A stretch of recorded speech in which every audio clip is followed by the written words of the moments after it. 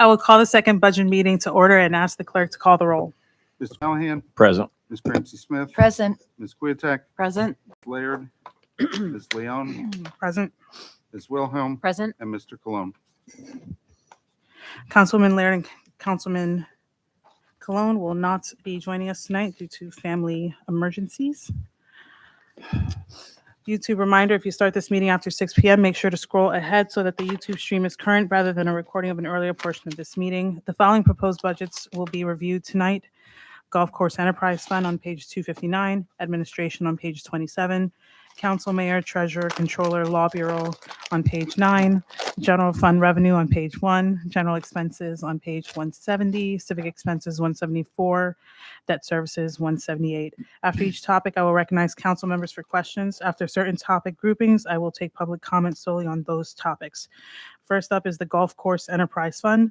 I'll recognize Mr. Eric Evans, Business Administrator, to make the presentation.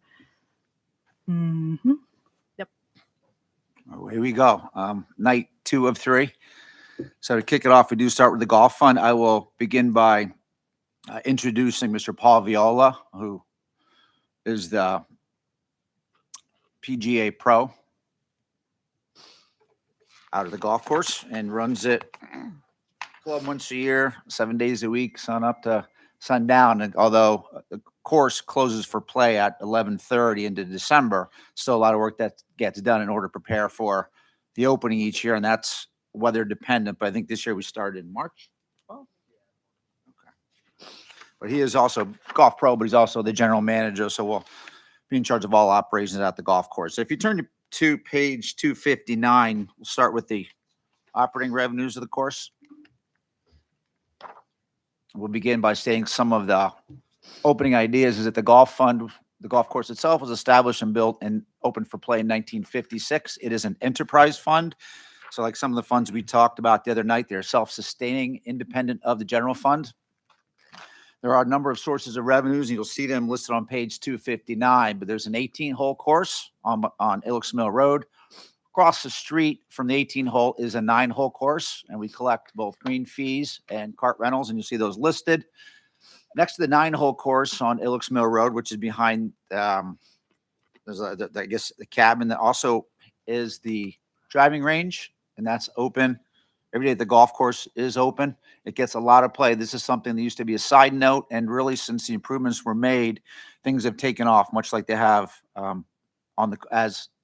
at the course as well. But even that picture you see in the bottom, it's loaded with men, women, and children. Almost any nice day, you're going to see it filled up. Other sources of revenue, the restaurant lease. It's Clubhouse Grill. They've been with us for some time. We just renewed. And if you remember this summer, that lease came to you and was approved for an additional 7 years. So they're still operating under the 2025 lease, but as of 1/1/26 through 2032 will be the new terms and conditions. We're both really happy. They've been a great partner, not only to the city, but to the community. The Cart Barn lease, we call it. It's at the bottom. If you ever enter and you come in to the golf course prior, you come down the hill where the big parking lot is. On the left was a cart barn. We call it that because it held the golf carts. And in 2020, we were approached by and we interested. And then if most of you signed off on that lease, became a fully operational golf simulator that is, again, open year round. It's not in any way a competitive golf course, but we see it more with synergies that it brings. If it's raining, people can still play golf, and it allows the golf players off season to continue improving their game. So that lease 21 through 2027. So it's next year and the following year till that one would be up. The next snapshot, a little hard to see. I did give a hard copy to members of council. This is an ongoing graph that tracks revenue by month from 2010 to 2025. And we can start moving some of those older years off, but you'll see the yellows when the course was struggling. Yellow, red, and green are there to signify revenue levels. In 16, so it really started to spin to 1.3, the bottom number 1.2 to 1.1. That point we were well below, and with the idea of being a self-sustaining fund, the idea is you should be making enough revenue to cover all your direct costs as well as general fund charges, the medical and pension, and everything else that goes along with it. And they do that. That break number, which is in your book, around 1.8 to cover direct expenses, But the course, and in 2018, we borrowed money, but we are now able to make actually capital appropriations each year that if the revenues for now are exceeding the expenses, that money is placed into account to help invest into the larger assets, whether it be equipment or property or playing conditions at the course. And you'll see really post-COVID, like different things reacted coming out of COVID in different ways. Golf was really something that I don't want to say had a rebirth, but it really took off. Allentown also experienced some surging, but between that and the improvements we made into the course, 22, 23, 4, and 5, you'll see year after year, revenues increased to 1.6 in 2021 to 2, which included a LSA grant. So the number below the green line, the 1.8 or 1.9, is the actual number if you adjust for the 160,000 grant. 2022 we hit 1.9. Last year it was 2.1. 2024 was 2.2. And if you look to the newest column, we're at 2.237 with 2 months. So there's a very good chance November has been kind enough. The numbers drop off, the days get shorter, frost delays enter. So the window certainly closes, but there's enough play left that we should be able to reach that 2.3, which would be new record.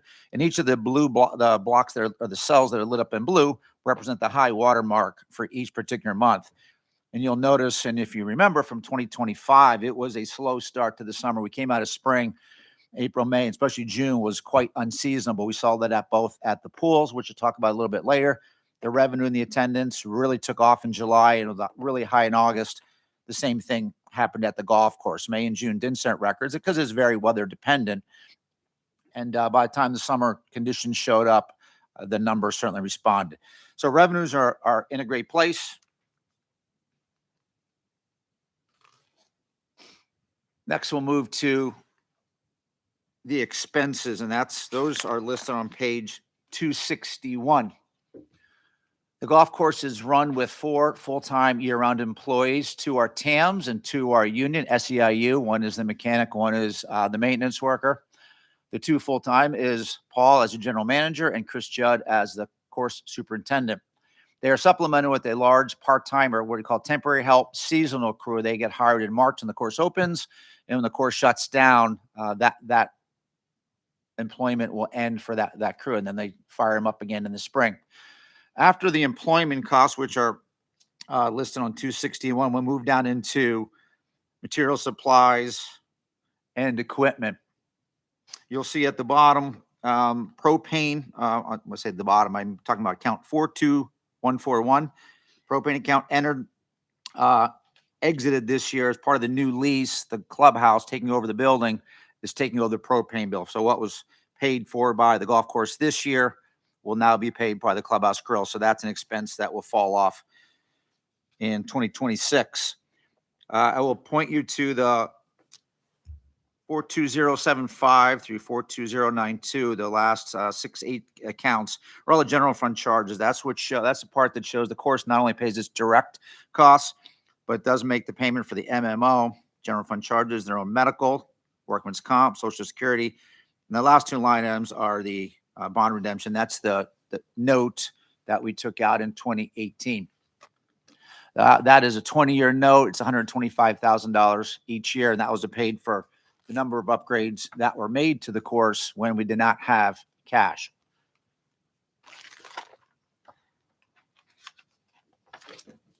This slide will kind of cover what we did 18 to 23. There goes early steps to reduce full-time staff, backfill a seasonal crew, renegotiate the restaurant lease to provide new revenue, brought in the new tenant in the former cart barn. We did take the borrowing for the bank note to get things started. That money has been spent, and the improvements are listed. Drainage, the course flooded in a lot of areas, made unplayable, and if you can't play, then your revenue is 0 for those days. So that happens very little from versus pre-2018. Irrigation to control water in the course is critical. So irrigation was improved and replaced on both the 18, but also the 9-hole. The pavilion was added out back. Those are for events. Before that, it was just a tent that was posted up that didn't work very well. So now it's a permanent pavilion, which makes us much more competitive to attract tournaments. All the sand traps or bunkers were revamped, replaced. Some were added, some were taken away. The cart path and the blacktop were torn up. They were greatly damaged by the trees on the course. So they were removed, reduced, and then replaced. And after those were done, there's been an investment in the turf and maintenance equipment. Those are the mowers and other machines that are needed to maintain course conditions. More recently, last year in 2024, the Pro Shop, if you look at the pictures on the left, that red box covers the area next to the cart barn. And the picture on the top left, you'll see the cart barn in the parking lot. That area is where a small shed. So if you look at the picture on the bottom left, that was the shed that existed where they would operate out of and meet the golfers to set them up. That's where you pay, you get prepared, and you head out to the golf course. That was really just a hot dog turning station, a snacks barn that was built in early 2010. Never designed to have a number of people working in there.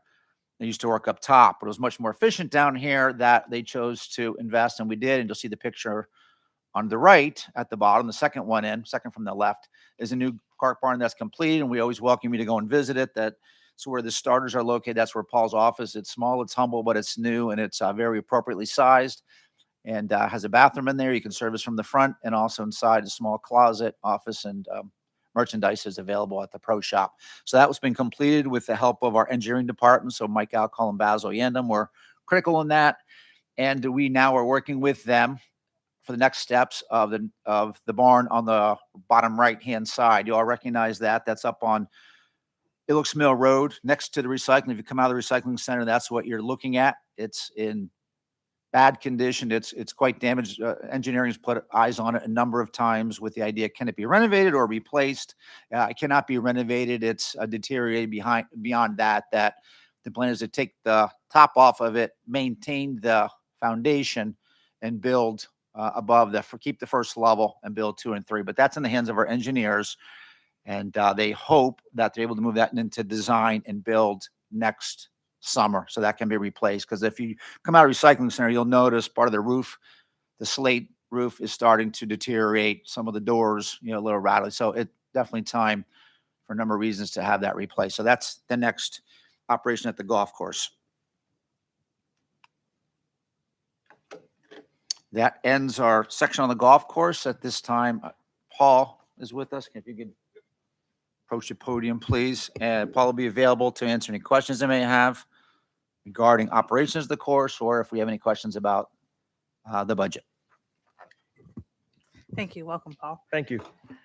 I will turn to the Parks and Recreation Committee. Our committee chair is not with us this afternoon, but I will turn to the committee members. Mr. Callahan, do you have any questions? Sure.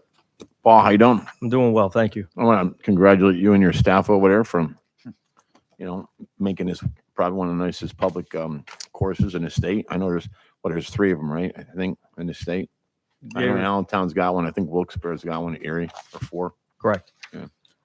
Well, it's come a long way since 2018. Thank you. On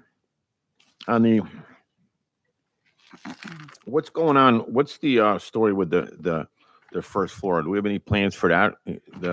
Of the original clubhouse where the old bathrooms are? Yeah. So that has now been included with the restaurant. Took that over. So the restaurant has the whole building. They're going to be using that for events, parties, and coffee, like a coffee facility in the spring. Are they ripping out the bathrooms down there? Well, they're And in supposed the to locker be. room? Are they ripping them out? They're supposed to be renovating them. Renovating, all right. Yes. And then on the barn, if we get rid of that, I've never been in there, to be honest with you. So is there really a need for a 3-story barn there, or is that just? So is there a need for a 3-story? Well, it's Yeah. 2 stories. It is. So it's just It 2 looked like it was stories. 3. Yeah, correct. It's just 2 stories, and the The proposed rafters are very large. It looks like the 3. it does. Yeah, it's Yeah. it's very tall on the inside. Right. Is there a need for that much space for our equipment? Yes. There is. Yes. What do we have on the second floor up there? Like, what do we use that for? The second floor is where we store, because the garage doors are bigger and there's enough of clearance. It's most of the rough units, the 16-footers, because they don't fit in the other barn. It's too small. Do we have any idea what that renovation cost will be? At this time, we don't. Right now, we're entertaining. We have two companies have come out. We're just waiting Yeah. for some quotes from them. As far as the price of the project, we don't know at this point what it's going to be. Yeah. So all the work that we did in 2018, Mr. Evans, me and you and Mr. Barker and a few people, what was the gentleman's name that, that we hired? I forgot his name again. Kelchner. Kelchner. Yeah, Larry. Larry, yeah. Yeah. I mean, the irrigation is 100% better. The traps, there was water in the traps all the time after rain. They're irrigating. The sand's unbelievable. We have an automated system now for the fertilizing and the Irrigation, yes. right. Yeah. So That's part of it. I It mean, is, yeah. obviously, yes, correct. yeah. But the irrigation, I was talking about the water removal off the course and off the The drainage, drainage. Yes. Yeah. yes. So we come a long way. We knocked down how many trees? Over 250. Yeah. Yeah, absolutely. It was a lot. So the only thing I want to that I'd like to see, and I don't know, I have no idea how much this would cost, but everybody talks about there's no water on the course. So whenever I play, I'm always looking at where can we put like a little pond, and I don't know if it's possible. I don't. I think I've talked to you about this. We have. I mean, we've discussed it in the past. Maybe putting one down on 15, down in front of the green. One of the things that makes us very successful is the fact that we are very user friendly on the golf course. There isn't water there. It's a little bit easier for a lot of the seniors. They have the opportunity to run everything up to the green. So yes, everybody would love to see water on the golf course. I don't know what that would cost to put in a man-made Yeah. water feature. I don't know. I was thinking like when you're coming up approaching 18 before the green, there's a water line already there, a main water line. I don't know how much we'd have to use, but there's also like a little bit of a swale right in front of the green. And I think that if we could get people, I don't know if the unions would be against this or whatever, but if we could get someone to volunteer, and I think I could get some contractors to do that, to dig out the pond area, a pond area, and we'd have to pay for the liner, obviously, but Correct. I could get someone to probably donate their time as far as digging it out. We in the city could do the liner, and then there's a water main line there to fill it up. But I think the water there's drainage swales already there. You know what I mean? And I think it'd be like this is just a wish a list. hope, I yeah, get it. wish Yeah, list. a home run, right? Yeah, I mean, Yeah. of course. I mean, And we would all love to have the water feature in there. Yeah, and You know. it would be a signature hole too. Correct. So, and if you look at like a lot of the other golf courses, they put like a little Fountain. fountain in there. Well, you need that. You can't have it stagnant. Right. That's the Yeah. biggest issue Yeah. with having water That's features. that's to just make something sure. that Correct. that I'm looking at hopefully sometime down the road. So, Okay. but other than that, I want to thank you and all your staff for all the way. The place is amazing. It was in great shape this year. The greens were in great shape. So, I want to thank you and your staff for all the work you do over there. Thank you so much. Thank you very much. Ms. Wilhelm? I missed the dates of the closing and opening. Could you just? Sure. Yeah. So we stop usually sometime around November 30th. It all depends on when it falls. So this year will be November 30th. Uh-huh. Again, weather pending. And then we reopen in March, usually the second week of March, like around the 10th. 'Cause, that's when the staff comes back. Again, that's weather pending too. So this year I think we opened up on the 12th. Okay. Yeah. So is it just you for those winter months? It's myself and it's the 4 full-time people. It's Okay. the 2 union members, the worker and the mechanic, and we do all the winter maintenance on the equipment, try to get some projects done on the course if the weather allows us to, and the superintendent and myself. Got it. And I was just curious to know if the virtual, I forget the name of it. I don't golf. Artiflight, yes. Yeah. Is that you finding that to be more successful each year? Are people taking advantage of it? They are. I mean, it's we go hand in hand. Their busy season is obviously in the winter, the colder months when we're closed. So our patrons have a place to go, keeping them in house. So it's been a very good relationship. Oh, good. That's good to hear. And no other questions. Just congratulations on the success of the Thank you. course, and thank you. Every year we hear about the very hard work that you put into it on a smaller staff than you used to have, and that hard work is reflected in these excellent financials as well. So Thank you. I appreciate that. congratulations and Thank you. thank you. Questions from council? Councilwoman Cranston? Oh, okay. I just wanted to say thank you so much, Paul. I think I hear a lot of great things about the course, even though I'm not a golfer. And I know Mr. Judd is really dedicated, puts a lot of hours in. That he is. And the restaurant I do go to, and I think that just keeps getting better and better. I know you lease it, but just the quality of the staff and the food. And I just wanted to ask, I know in the past, are we still doing like complimentary, discounts or fees for students and letting students from Yeah. different high schools come and Yes, use yes. it? Okay, Mhm. that's great. Yeah, we still have student rates and, high school age. We still service all the high school golf teams. There's 3 of them that play there. So from the beginning of August till usually the end of October, they get, the teams have full use of our facilities. Great. That's Yes. great for the kids. Thank you so much. You're Keep welcome. up the good work. Thank you.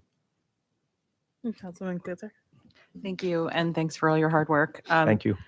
I had 2 quick questions. One was related to youth golf, so I'll just start there. Sure.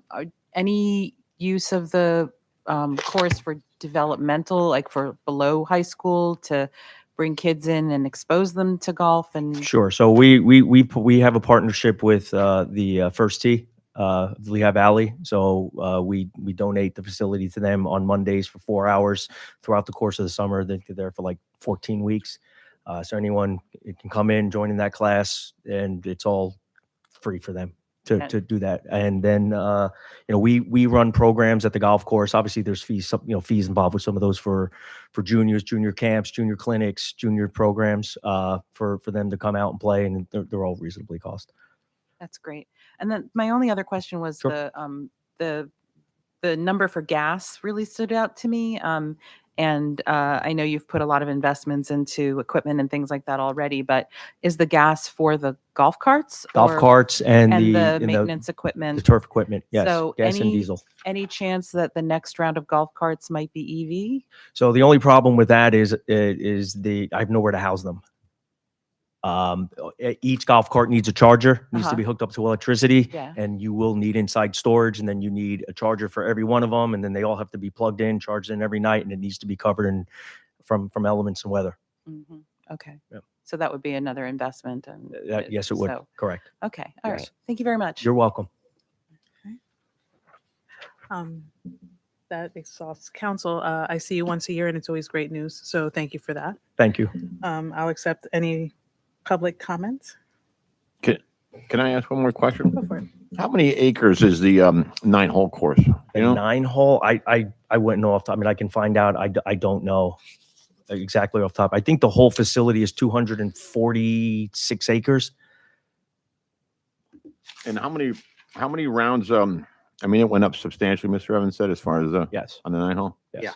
Uh, Oh, yeah. The How many 9-hole rounds on the 9-hole? The 9-hole's doing between, I mean, I don't have the exact number for this year, but we do between 17 and 19,000 rounds on the 9-hole. Thank you. You're welcome. Yeah, the 18 took off, but really the larger margins were the 9-hole and the Yeah. and the ranges where we just saw 9-hole in the percentage-wise. range, to be very honest with everyone, that's where we make our money.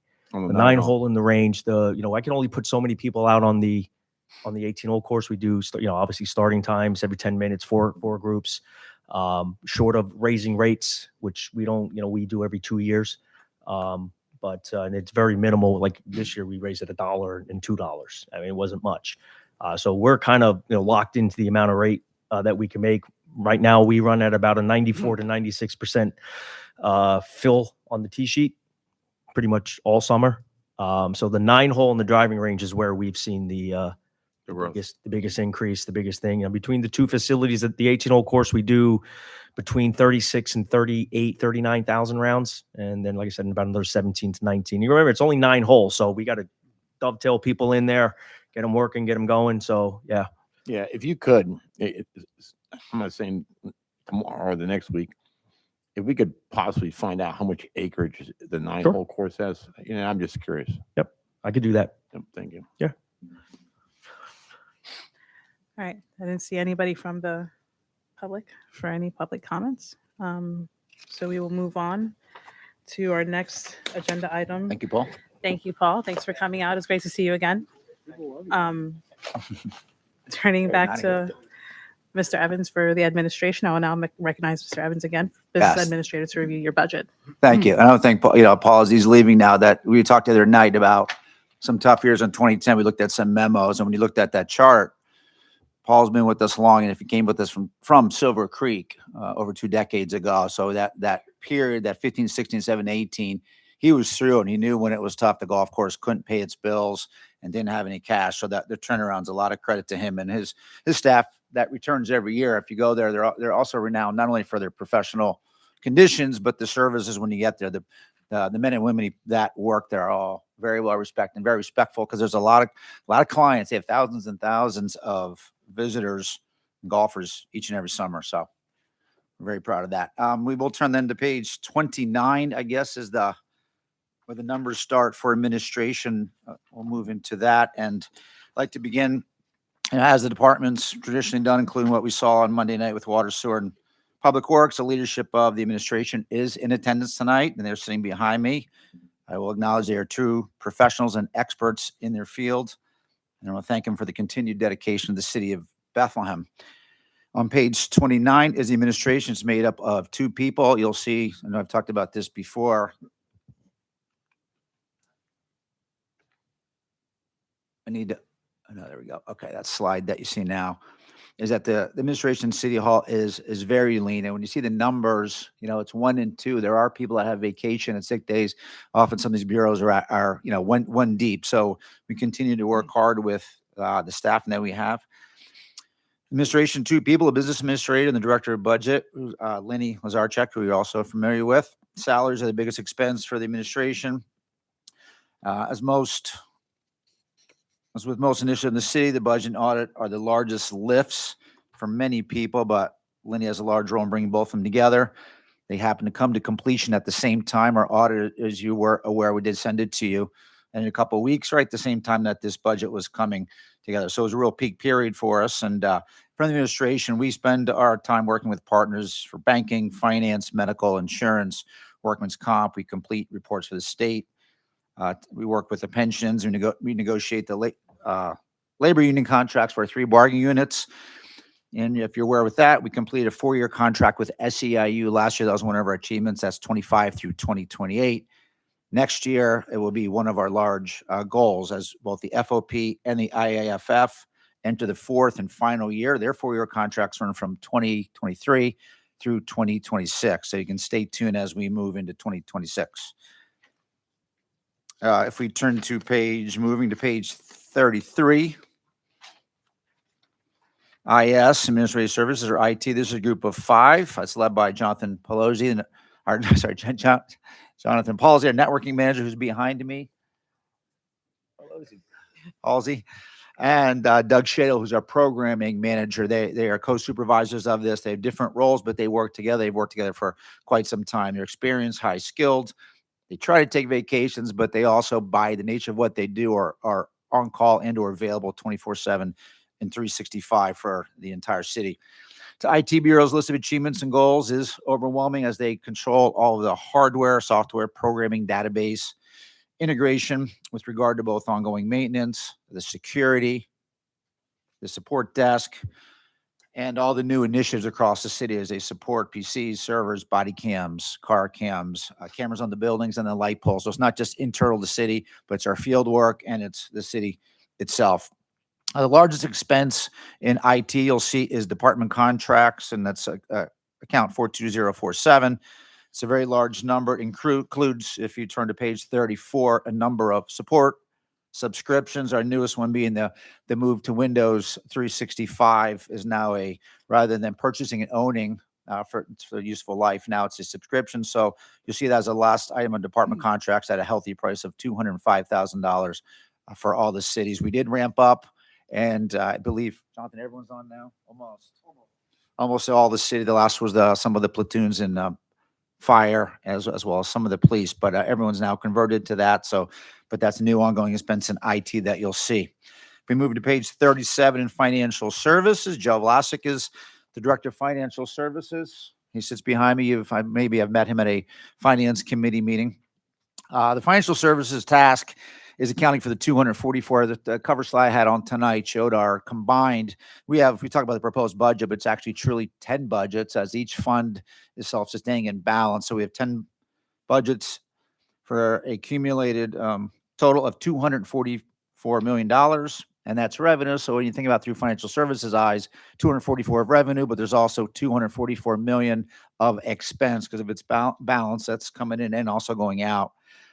So the responsibility of that bureau is that they're going to collect that either through cash, through check, through ACH, through wire. Each transaction needs to be identified, the correct amount and account. The funds need to be reconciled as this surges from each of the different departments across the city. So in this bureau, it's organization, persistence, attention to detail is paramount to keep it because it's incessant in what is coming at them day to day, again, with a limited staff. So Joe's job is to review all existing processes. He's done that. Joe has been here a year and a half, but his background is in auditing, so he has a unique perspective, what he brings to the table, not only what he's seen day to day, but his past experience. So we've made a number of changes in financial services, including cross-training the staff, and that's continuing as we continue to review all our processes across the entire administration. He is also the primary point of our audit, again, which just wrapped up. So on December 2nd, Joe will be here and will be involved with some of the question answering during that period. Turn to page 41. We move to procurement.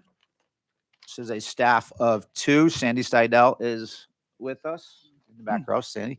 And Shane Philman is a specialist that's been with us a couple years.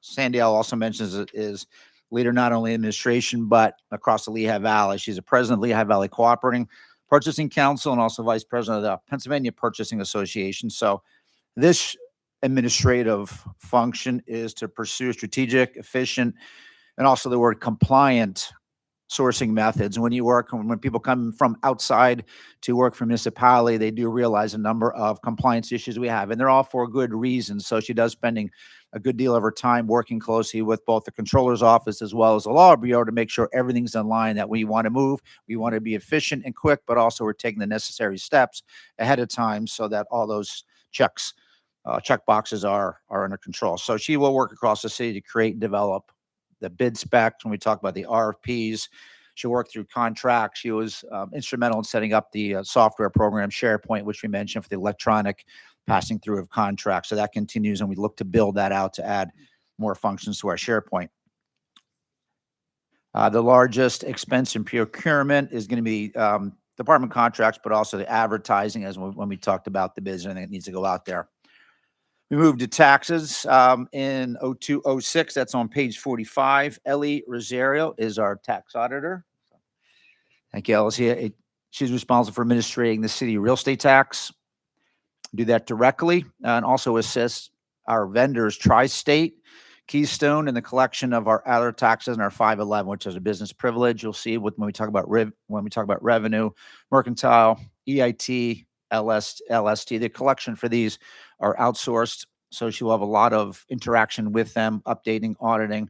She routinely runs audits with our enterprise software to cross-check and examine, make sure the businesses and everyone is compliant. She'll work with special events to ensure the vendors at our many, many events are also in compliance with all our vending laws. And tax, I believe, I would say, of all our bureaus within the administration, is the most frontward facing, other than, I guess, the golf, as that, meaning that they work with the public. And Ellie spends a lot of time, and she works very hard making sure citizens and businesses both understand, we're able to follow the tax laws. And she does that through phone calls, but also lots of public visits. And she's also developed a great website. So anyone with any questions, direct to that site. It's up to date, interactive, and full of information. So she does a great job in there. That she's working now, that you'll see it's just one person. It's one person as doing this. We have a part-time, that position is now vacant for a part-time position. We had a couple interviews that didn't quite work out, but we're looking to fill that because she's in the meantime holding the fort up there in the tax bureau on the 3rd floor. And then we move to the last bureau in administration. This is human resources. This is a staff of 3. The director, Michelle Sahaki, is with us in the back row in the middle. Michelle has been our director, and similar to the other bureaus, the department within our Department of Administration, human resources assists and supports all the departments from recruiting, onboarding new employees, training them once they're here in a number of different ways, whether it's police or fire or it's entire groups. It could be safety training, attending to the needs of both our current and also our retired employees who at times still need supports and are looking for supports from their previous employer. She works with each of our, and is really a key point person, each of our 3 bargaining units on key issues day to day and week to week, as well as when the contract comes up. She's going to be part of that team when we sit down to negotiate contracts. Her bureau is also responsible for a long list of federal, state, and local laws to be compliant with. They do handle all of payroll internally. We do that inside, as well as work with our partners for medical, workman's comp, defined benefit, and pension plans. In addition, workplace policies are continually reviewed, so they meet today's workplace environment in a fair and equitable manner. And Michelle excels just by the nature of this position in this bureau, some of the most delicate, difficult, and stressful circumstances, and a schedule that turns upside down in a minute. So with this staff of 3, like all our bureaus, they remain very busy. So these are the leaders of the administrative team. They're responsible, dependable, highly skilled. And this time, either they or I can answer any questions you may have relative to the bureau or department. Great, thank you. Turning to council, any council members with any questions? Nope. No, it's just not in the notes. So, council members with questions? Yeah. Hello. Thank you for that information. Excuse me. I wrote something down here and I hope I'm going to remember where it was, but I had a question for IS. First of all, a thank you to Jonathan for always being there for me, because working in the Mac and Google world of technology, I often end up losing my access to my email and I don't know why, but he's always there for me. So thank you, Jonathan. I did have a question though about moving from the cloud to an internal enterprise server. There was a piece in the, where was it? It's a specific server. Yes, thank you. ArcGIS, yes. Good one. So if you could go to the microphone, I was just curious because everybody seems to be moving to the cloud. So why we're kind of pulling it back in to a server? Certainly, it's mainly it's administered by our GIS manager, Stephen, who is not here tonight. So I can't give you the details, but the idea is to have more security, more control, and to be able to build more applications internally and then supply external contacts through the Esri cloud to be able to get to that type of thing. But we have much more control internally than we would externally. Got it. Okay. Thank Okay. you. Sure. That was the only question I had for you guys. And then I was just curious how often we go out to bid on the tax collection contracts and whether there are multiple third-party vendors who handle this, and just wondering, I have nothing against the tax collectors we're using. Keystone, Yeah. it's very easy to use, but I'm just curious about the process. Keystone is a county collector, so they collect for all the municipalities across that. So it's not something we So we don't have would control be over able that. to do Okay. that. Ms. Lazarchek, if you could join us at the microphone. Take the mic, yeah. There's actually, it's countywide collection, and each municipality has a representative, and I'm on that board. And the majority, we could go out for bid if the majority would want to do so. Okay, thank you. And then is that the same for Tri-State Tri-State? is our collector, I believe. It's 2. 2 more years. We have 2 more years in the contract, and then we'll look to see what the result, if there's a need to go out to bid, if we're not satisfied with his collection efforts, or we'll just determine it at that point in time. Great, thank you. I was just wondering when it was going to come up, and Yeah. appreciate that.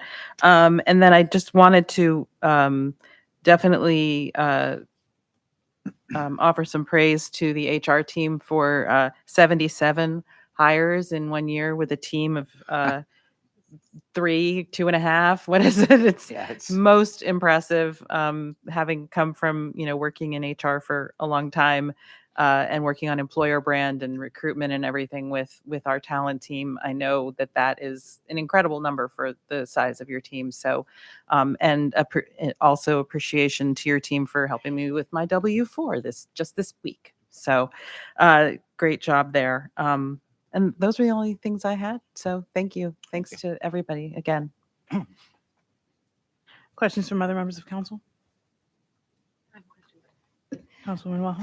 My one question was about the jump. in the department contracts in IT, you answered that. But so really, I just wanted to say thank you all.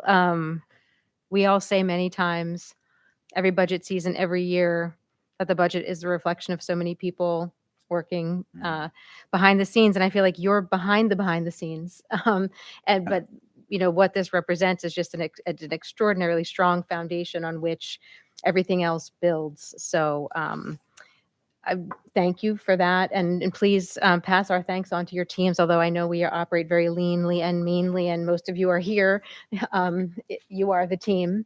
But just wanted to express my thanks for your service and dedication to the city. Any other questions from members of council? Okay. I will now recognize the mayor or his administration to review his budget. Thank you. And I just I want to thank also the council people for the compliments here. And, going back to my time on council, is like, I really think that every time one of these bureaus or departments has an opportunity to present, it is an opportunity to say thank you, because we have just amazing employees. And, many departments we don't have, for a lot of reasons. We just don't have extra people to be able to take on these tasks. And when there's a new task that comes up, it becomes something that becomes shared by our current employees most times. And the people, and this is not unique to the people behind me now, but we really do have the level of service that people come to expect from the city is from the people that are delivering these services. Just want to make one comment on the IT space, and this is not a specific one, it is an area that in the coming years, a rather large look at how the city handles a lot of things as far as IT is going to be necessary. And this is an oversimplification, but as technology has developed over the past 20, 25 years with the internet, you have different systems that often operate independent of each other. And the technology doesn't always necessarily exist to be able to tie all those systems into each other. Oftentimes, to be able to have systems tie into each other, you have to almost ask people to build specific connection systems for operator system A and operator system B that we may have gotten in 2003 and 2009. So it will not be cheap, and it will not be quick. But it is one of those things that people within individual departments talk about as something that and when I say the city, I'm talking about the next 5, 10, 15 years, it's going to be one of the big things for the city to take on. And we're not alone there. I mean, other places are in the same position where you can't just rebuild your entire infrastructure every 5 years. So a lot of other places, school districts are similar, colleges, universities, private business, where you just have basically every time you added a system, you added the possibility or the probability that it didn't connect to your individual system. So one department might not have access to all of the information in another department within the same system. And then even if you make the decision to do the upfront infrastructure cost of buying new system, you both have to think forward as far as how long is this going to be good for. But then there's obviously I'm not sure if interruption is the word, but all of the services you're providing currently are going to have to go through that transition as well.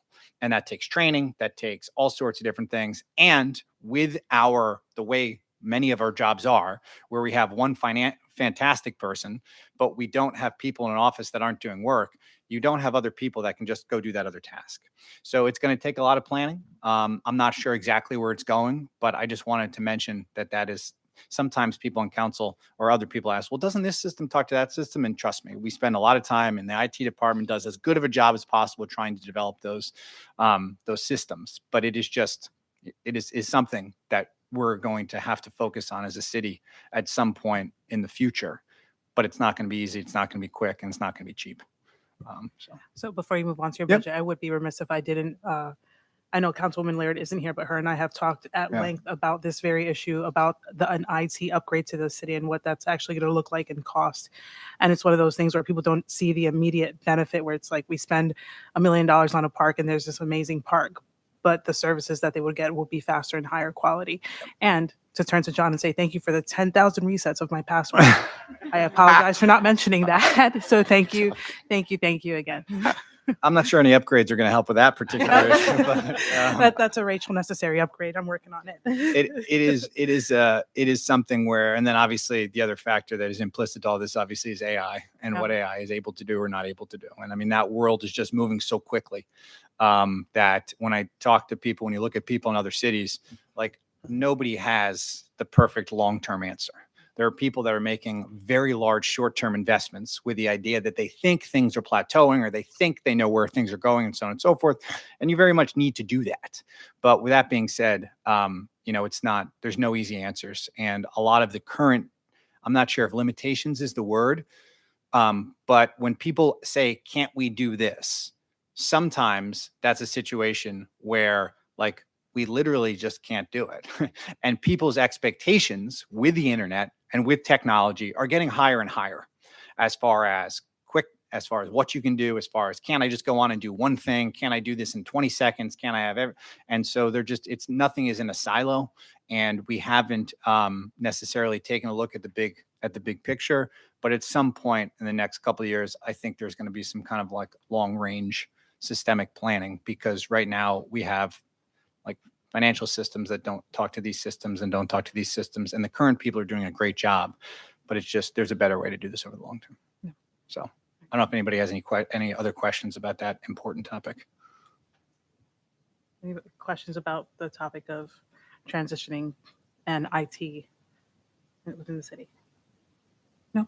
Okay. All right, I think we will move to your budget, sir. Absolutely. So then I will be talking about the next couple here. And if you turn to page, I believe it is page 14 and 15, I just want to say thank you to the employees in my office who often work long hours. They work weekends. They are probably, with the exception of the police chief, and they are the most public facing of our employees other than the police chief and myself. And I really just want to take the opportunity to thank them. And I think if you look at page 14 and 15, that list of accomplishments gets longer and longer as the years go on. And when we talk about the achievements, and I go to a lot of places and people talk about a lot of the great things that are going on in the city. And I think if I just counted real quick in 14, 15, you're looking at 39 different things that were just listed in here. And some of these are comprehensive as far as taking in more than one topic. But as with everything with the city, every time an idea or a plan comes together, there's a lot of people that have done the work there. And when you take a look at our financial success, the efficiency of city services, all sorts of different things, the people within our office are just doing a fantastic job. So I know that if you take a look at 14 and 15, there's a lot there that we have focused on as an office over the past year. I could go through that list, but I think everybody is aware of all of those things. But I certainly can answer any questions that you may have as far as that list or our achievements or our priorities for the upcoming year. All right, thank you, sir. Turning to council, do any council members have questions over the mayor's administrative budget? Councilman. Thank you. I have a question about on page 17, professional services, information officer and communication support. Is that a position or No, a that's contract? that's the contract that we have for, I think it's $1,500 a month, I believe it is, to handle a lot of our communication and social media that company produces, like our firefighter recruitment video, our police recruitment video, a lot of those forward-facing things, do a lot of the live streaming, a lot of different postings, a lot of focuses on different things. I think they also do things like they help the health bureau with their like air quality video and things like that. So that's what that is. When that decision originally was made, like looked around, and most other cities actually have just a full-time communications person, like within their mayor's office. Allentown is one of those places. Easton as well. So we chose to just make that we thought it was better to do it that way. And this is the 4th year that we've had that contract, and that has not gone up. And who's the contract with? I believe it's Lehigh Valley with Love. Okay. And I'm sure you feel that it's a necessary entity then. Like no one else in, like Director of May Initiatives or someone else in your staff can't do that. Just given, the improvements in technology, even just with, iPads and phones and whatnot. Yeah, it's a different type. And I would say is like when we first came here, I had looked around as far as like who else was out there. I had met with several different companies, organizations about who could do it. And all of them more expensive. And also the synergy that we have with Lehigh Valley with Love is the idea that they also do it for the Bethlehem Area School District. So it allows us a lot of like cross content as our strongest partner. But the type of things that one of the people that work in our office might post is different than what they're doing. And like I said, it has focused on it's kind of evolved over time. And if you take a look at kind of what they do now, it has gone into other, it's now, I would actually say mostly other departments. And I know that they've focused on doing fire and police recruitment videos and things like that. So I do think that that's a good use of those dollars. And I thought it was a good deal 4 years ago. And I mean, the number has not gone up at all this year. But if the question is, could the people that are currently working, they both do not have the time and they don't have the expertise to be able to produce that type of content. I think the other option would be to look at somebody to hire full-time to be able to do communications throughout the city of Bethlehem if we weren't going to have a part-time contract. And that's something that comes up every year. There are some people within City Hall that think we should hire somebody full-time just because they would like to produce that much more content. But then you're looking at another salary of $70,000 plus benefits and things like that. And like I said, while that's what other cities have done, we've found a way without doing that. Okay, thank you. Any other questions from members of council? Councilwoman. No question, but I will say it's a reasonable question. But just being in the work of marketing and digital communications myself, it's really hard to overstate the amount of time it takes to put together what even appears to be a simple piece of content. I think we're getting more than our money's worth with Lehigh Valley with Love, and would never presume that would be the kind of task that could be added on. As good as your phone or iPad is, it's extremely time consuming and even more time consuming to do well. But you said it at the beginning of the presentation, and I just want to say again to your team, Ms. Stein, Ms. Santoro, Ms. Augello, I guess we still consider to be in the mayor's office, and now Ms. White. What is represented on these 2 pages is just so a vast amount of initiatives and partnerships and programs, and each one of these has its own many moving parts. And as you said, your team is, you and your team are visible and upfront. And I think what this represents is the city's effort to literally open doors to people and to invite voices in, because so much of this is seeking public input, to invite voices in who may not have felt invited to be part of the process in the past. So, and to do it also diligently and to even sort of seek more opportunities to do so, which is my experience in some of my non-council roles, and to be knowledgeable and friendly and pleasant all the while. I wish that they were here to thank personally, but I have thanked them and wanted to do it in this context as well. Thank you. And I would say one of the things that we are fortunate about, I never take for granted, is how often they just want to go to things on weekends and at night, that they're just committed to the mission of the city and mission of the community. And I think if you look at, and Ms. Augello is now paid for half out of our department and half out of community economic development, because as we talked about last year, having to do with World Heritage, even though that's what she does now full time, it's like that's 90% of her job, is working on that. But it is each one of those individuals, and we take a lot of pride in this as a city administration, is that each one of them do have those connections to the community that are unique. And it is one of the things that they bring to their job is a passion for the work, but also unique connections, unique ways of seeing things, from a cultural point of view that I, am just extraordinarily grateful for, but we all should be. Like, they don't have the same story. And I think that they all spend time in different areas and come back and they have different experiences that I think then lead to a work product that becomes very comprehensive as far as a collection of the different identities in the city of Bethlehem.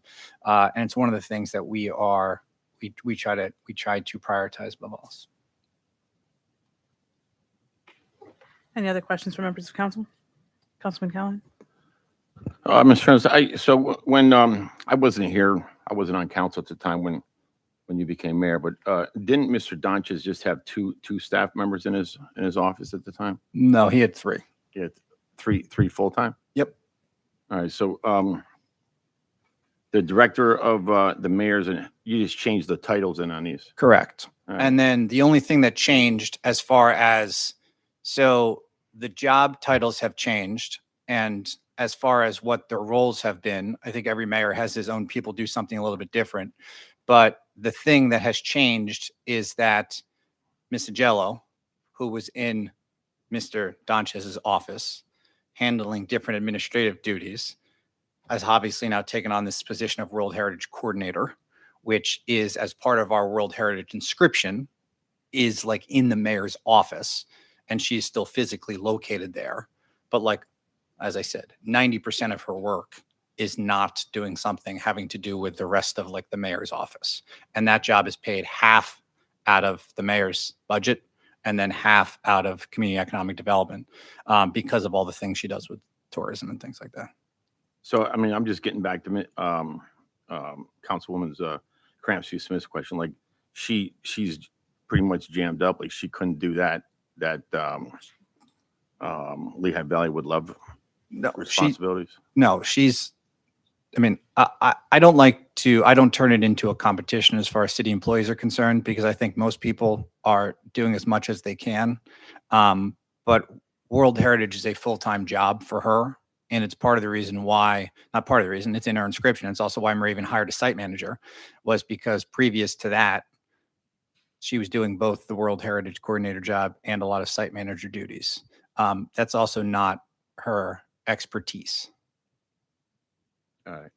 So, just so I have everything straight, because I was not here. So, Ms. Stein is the director of the mayor's initiatives. That is her job title. I think the best way to think about like what the individual people do is to take a look at page 14 and 15 and think about all of those priorities and accomplishments on there are shared as a team. So, for example, there could be a day where she's working on, what's the first one here? The implementation of the city's climate action plan. And then there's another day where Ms. Santoro is doing that, or Ms. White's doing stuff, and so on and so forth. So as far as like the tasks they are like concerned with, Intertwined. it's very much a team oriented situation. I get it. And then the director of equity and inclusion is Ms. Santoro. Correct. And then the chief of staff is Ms. Agello. It's still Miss Agello. It is, okay. And then what's the over on page 17? What's the temporary help line there for the executive assistant? So that was when we went from the situation of having 3 employees to essentially having 3.5 employees, which we did, I think, now about 2 years ago almost. Now, wasn't I think it was the beginning of 2024 when we had that conversation, is when Ms. Agello, when we were heading into our inscription, and most of her at the time under Mr. Donchez, she had all of these kind of like administrative tasks, some of which she was carrying over into our administration. But then as World Heritage was getting closer and closer to the inscription, which occurred in July of 2024, it was untenable for her to be able to continue to do anything other than to get ready for the World Heritage inscription, all of these things we need to do in year 1 and so on and so forth, which is at which point we came to city council. And essentially what we did was we split her job, where essentially it was like half of her. So if you think about like the money here is then like we split her job. So then she was getting paid half in the mayor's office. Then someone else is getting paid up to 20 hours a week in the mayor's office, which was Ms. Vitalis. And now it's Ms. White. Right. And then we added the revenue from community economic development to be able, from their temporary help, to be able to pay Mrs. Agello. So like she then transferred all of those tasks over into World Heritage, but someone needed to pick up her administrative tasks, which is how we went from 3 to 3.5. But like I said, you could say we actually are still at 3 because half of it is Department of Community Economic Development. Right. So the only thing that was added since I was last on council is the temporary help and then the professional services help for Lehigh Valley with Love. That's it. Correct. So, all right. And then, and who owns the Lehigh Valley with Love? That would be George Wacker. Mr. Wacker? Yeah. All right. All right. Was there a question? No, I just know that he worked on your, he was brought on after your first election, right? He worked on my campaign in 2021. First election. Yes. I did not need anybody in 2025, but Right. he worked in 2021. Yeah. I mean, it's not that big of an increase. I just, it's $18,000. I just, if you're saying it's needed, I'm gonna trust you on it because I give great leeway to mayors in providing for their own staff and staffing their own office. So if you think it's needed, I understand. So thank you. The only input I have is that I'm always going to be team communications officer. Having recently gotten involved in producing media, I do 2 hours for a 5-minute bit, and I don't understand how the price is what it is. And I would love to see a full-time position there because there is so much when it comes to communicating with city residents. But I do understand what a budgetary ask that is, as opposed to $15,000 or $18,000 of consultation work versus another position. It's to me, it is a steal. I've enjoyed the work that he has done. And as we continue to get strong as a city financially, I would hope that we can move to the realm of communications officer. I understand we have way more priorities to deal with right now when it comes to staffing up, but it would be great to see a communications officer at some point, even if it's not in the near future. Yeah, and I think a couple of things. One, there's one of the values that I think he has brought too is the ability to live stream a lot of these meetings that are, whether or not it's about housing or parks or whatever these different things are, that has just really opened up the opportunity for citizens to be a part of it. And one of the things I learned during the planning of the Climate Action Plan back in like 19 and 20 was just how valuable it is to get people to attend any of these meetings, as far as then having an ownership in being a part of the implementation of the process moving forward. So, in a perfect world, I would end the contract tomorrow and just hire somebody. But we obviously are not bringing forward that. There's a reason why most other mayor's offices do that. But we look at it overall as this is a better way to do this than it is to hire somebody. I would just, the thing that we appreciate the most, other than their ability to be able to create specialized content for these different departments, is the ability to be able to live stream so many of these different things. That has just really changed how invested people are and how they get that information, and the fact they can walk through what's going on with Choice Neighborhoods. They can walk through what's going on in the Climate Action Plan. And that's why we didn't think it was something that would make all of our lives a lot easier, but not something that I think rises to the level yet of, as you said, balancing headcount and other needs, that it's something that we're in this position where we want to do it.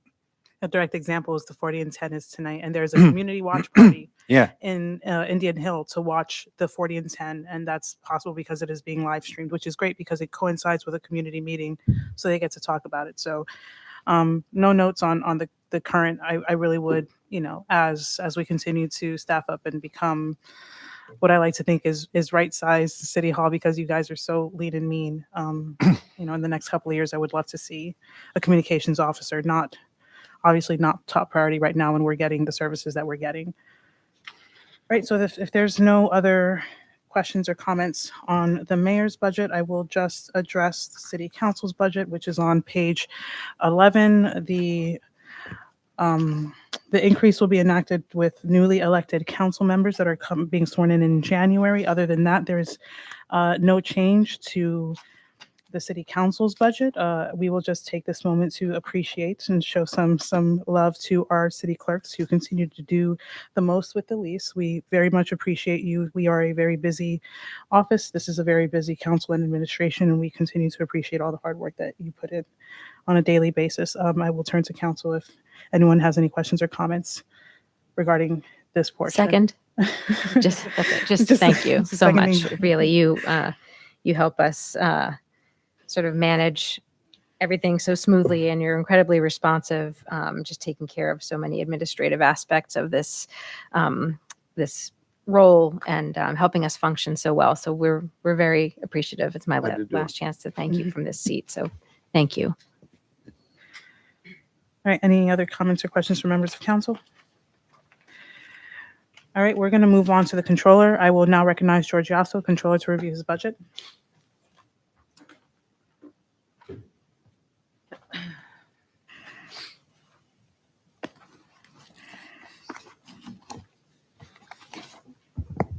Thank you. Good evening, everyone. So the controller's office, things are going well in the controller's office, and that is the majority of that is to do with the fact that I'm happy to report that I still have Michelle and Michelle as my staff. I will start with Michelle in Millward. We also call her MA, or she is Michelle with 2 L's in her name. She's on her 4th year here. She's in your book as the account clerk too. She's in her 4th year. As most of you know, I have turned over my entire staff and also got leaner and meaner through the people that I inherited when I first came in. So it is myself, Michelle. And again, with MA, she's our account clerk too in the book. She's absolutely phenomenal with technology. She's got a great skill set that it's almost tailor made for this position. And a lot of that is she came from the outside, from the private sector, and had a lot of different accounting jobs and a lot of different supervisory jobs that I just was so happy when she came across my lap to be able to not only find her, but I've been lucky enough to keep her. She does an absolutely phenomenal job. The city's lucky to have her and will absolutely benefit for as long as she remains here. As I go to Michelle with 1 L, or Michelle Liberto, who is with us tonight. She is the deputy city controller, who you all know. In the book, Michelle is now here 12 years. She spent a good deal of that time down in financial services.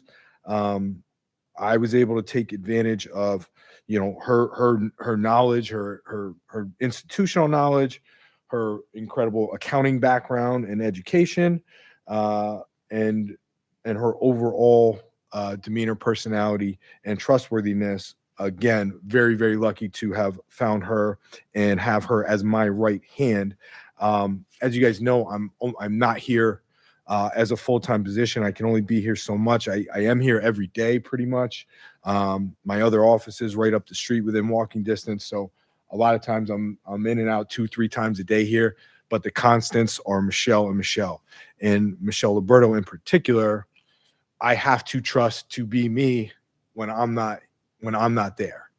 And it's a big responsibility that I am so grateful to her for she is one of the people that you can trust when you're not looking, and I have to, right? And I've been so happy with her and so proud of her. Again, I've been fortunate enough to not only find great people, but so far been able to keep them. And so she, just like Michelle and the city, will continue to benefit greatly as long as they are both here. As far as our goals, objectives, achievements, those things, I think for goals and objectives, the top ones are really our emphasis. Continuing to encourage city administration to increase electronic payment capabilities. We have seen some growth in that. We continue to think it can be done on a much larger scale moving forward. We also continue to urge city administration to strengthen policies and procedures, not only just for financial services processes, but for processes in general. Again, something we have seen some progress on, but we would like to see much more. I can say that, we have had collaborative meetings to work towards these goals as recently as yesterday. And we're very positive about the outlook going forward, and think it will be a strong partnership to help achieve those goals. I mean, those are things that we will we will always be on top of and always be on top of them for. You know, I will say about our office in general, you know, I'm proud of the work that the three of us do. You know, as a team, as a small team, I think we do a very good job of managing the independence and oversight aspect that we have to maintain, along with being a direct resource and work directly with the administration as a kind of integral and necessary part of the business workflow that the city goes through every day. You know, it is a tough line to toe, right? But I think we do a great job of it. You know, we have to ask a lot of tough questions, and Michelle has to be the representative to do this a lot. And it's not easy, right? When you have to ask a lot of tough questions, especially of your colleagues, right? The people that you work with and see every day. But I think she does a phenomenal job of it. I think we do a phenomenal job of it. And I think we do a great job kind of managing it with being a resource. You know, city business does not get held up in the controller's office. If there is any piece of city business in the controller's office, it is A, there for a reason, and B, actively being cared about and being paid attention to, and we'll move on as soon as it's able to. As far as the actual budget numbers, there's not really anything different to discuss. I can say I can thank council for what is not in the budget, and that was the increase to the controller's salary, which would have been attributed essentially directly to me as a cost. And I'm happy that I understand we felt very strongly about that, but I'm very happy that I think we came to a conclusion together to do the right thing. And as I told you then, remains the same now. I will not pursue another term beyond this one. So as early as whenever Ms. Laird or anyone else would like to bring that forward for the next person, I will not oppose it. And I'm sure it can be done, but I will thank you guys for understanding why that was important to me. And ultimately, budget's exactly where I want it now. So happy to answer any questions. Did I miss anything, Michelle, that you have to add? Come up if you like. Okay. So I would answer any questions. All right, thank you. Turning to council for any questions. Councilman Crampton Smith. I just want to say again, thank you for the great job that you and your staff do. I know, you know, sort of related, since my brother did that for 30 years, that it's not an easy job, and you have to be, you know, the intermediary, and you have to go between people to make sure that everything is legit. And I know it's not easy, so I really appreciate all that you do. Thank you very much. And also thank you for, you know, your service on council for all those years. Thank you. Appreciate it. Any other comments from questions or from members of council? Councilwoman Wilhelm? I'd like to express my thanks as well. Something I have learned in this role is, you know, it's a tough job that you have, and it's understood that with regard to the accounting and reporting and contracts and compliance, that's a really high, you know, it's a high set of skills that you have to have, but that it's the other part. It's that the part where you have to have the tough conversations with people that you work with every day. We got a little bit of a look into that earlier this week. And, you know, I've worked more with you than with you, Michelle, but, you know, hearing your presentation every year is, it's impressive and inspiring, sort of the respect that you have for one another and the tight ship that you run. And I wanted to thank you specifically for the way that you engaged with me with regard to my wish to increase your salary. You respected why I was seeking that, and I respected your wishes to not accept it. But I just appreciated, you know, similarly, as I was just referring to, these complex conversations that you need to have, you do so well. And I really appreciated our engagement around that topic. So thank you. Sure.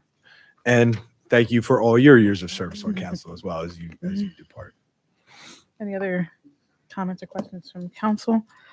Well, thank you for your presentation. And my appreciation for your service was that vote that I didn't like, but I you're welcome. appreciate it. I won't forget that. Yeah, no worries. All right, there's been no change to the treasurer budget, so we will move on to the law bureau.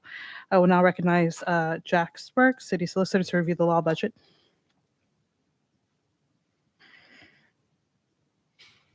Thank you. Not much here. If you look at the bottom line, from 450,000 to 473, I did the math. That's a 5.13% increase. I'm told by finance that is largely a function of the 3% across the board salary increase and the fact that there's a 27th pay. All right. Turning to council for any questions for the Solicitor's Office. Well, Going I have to express my thanks to you and your team as well. We appreciate your presence at meetings and knowing that you have to jump in regularly to explain things. You've been an extremely helpful resource to us in real time. So we appreciate that. Thank you. Thank you, Mr. Sparks. And thank you, your team, for us.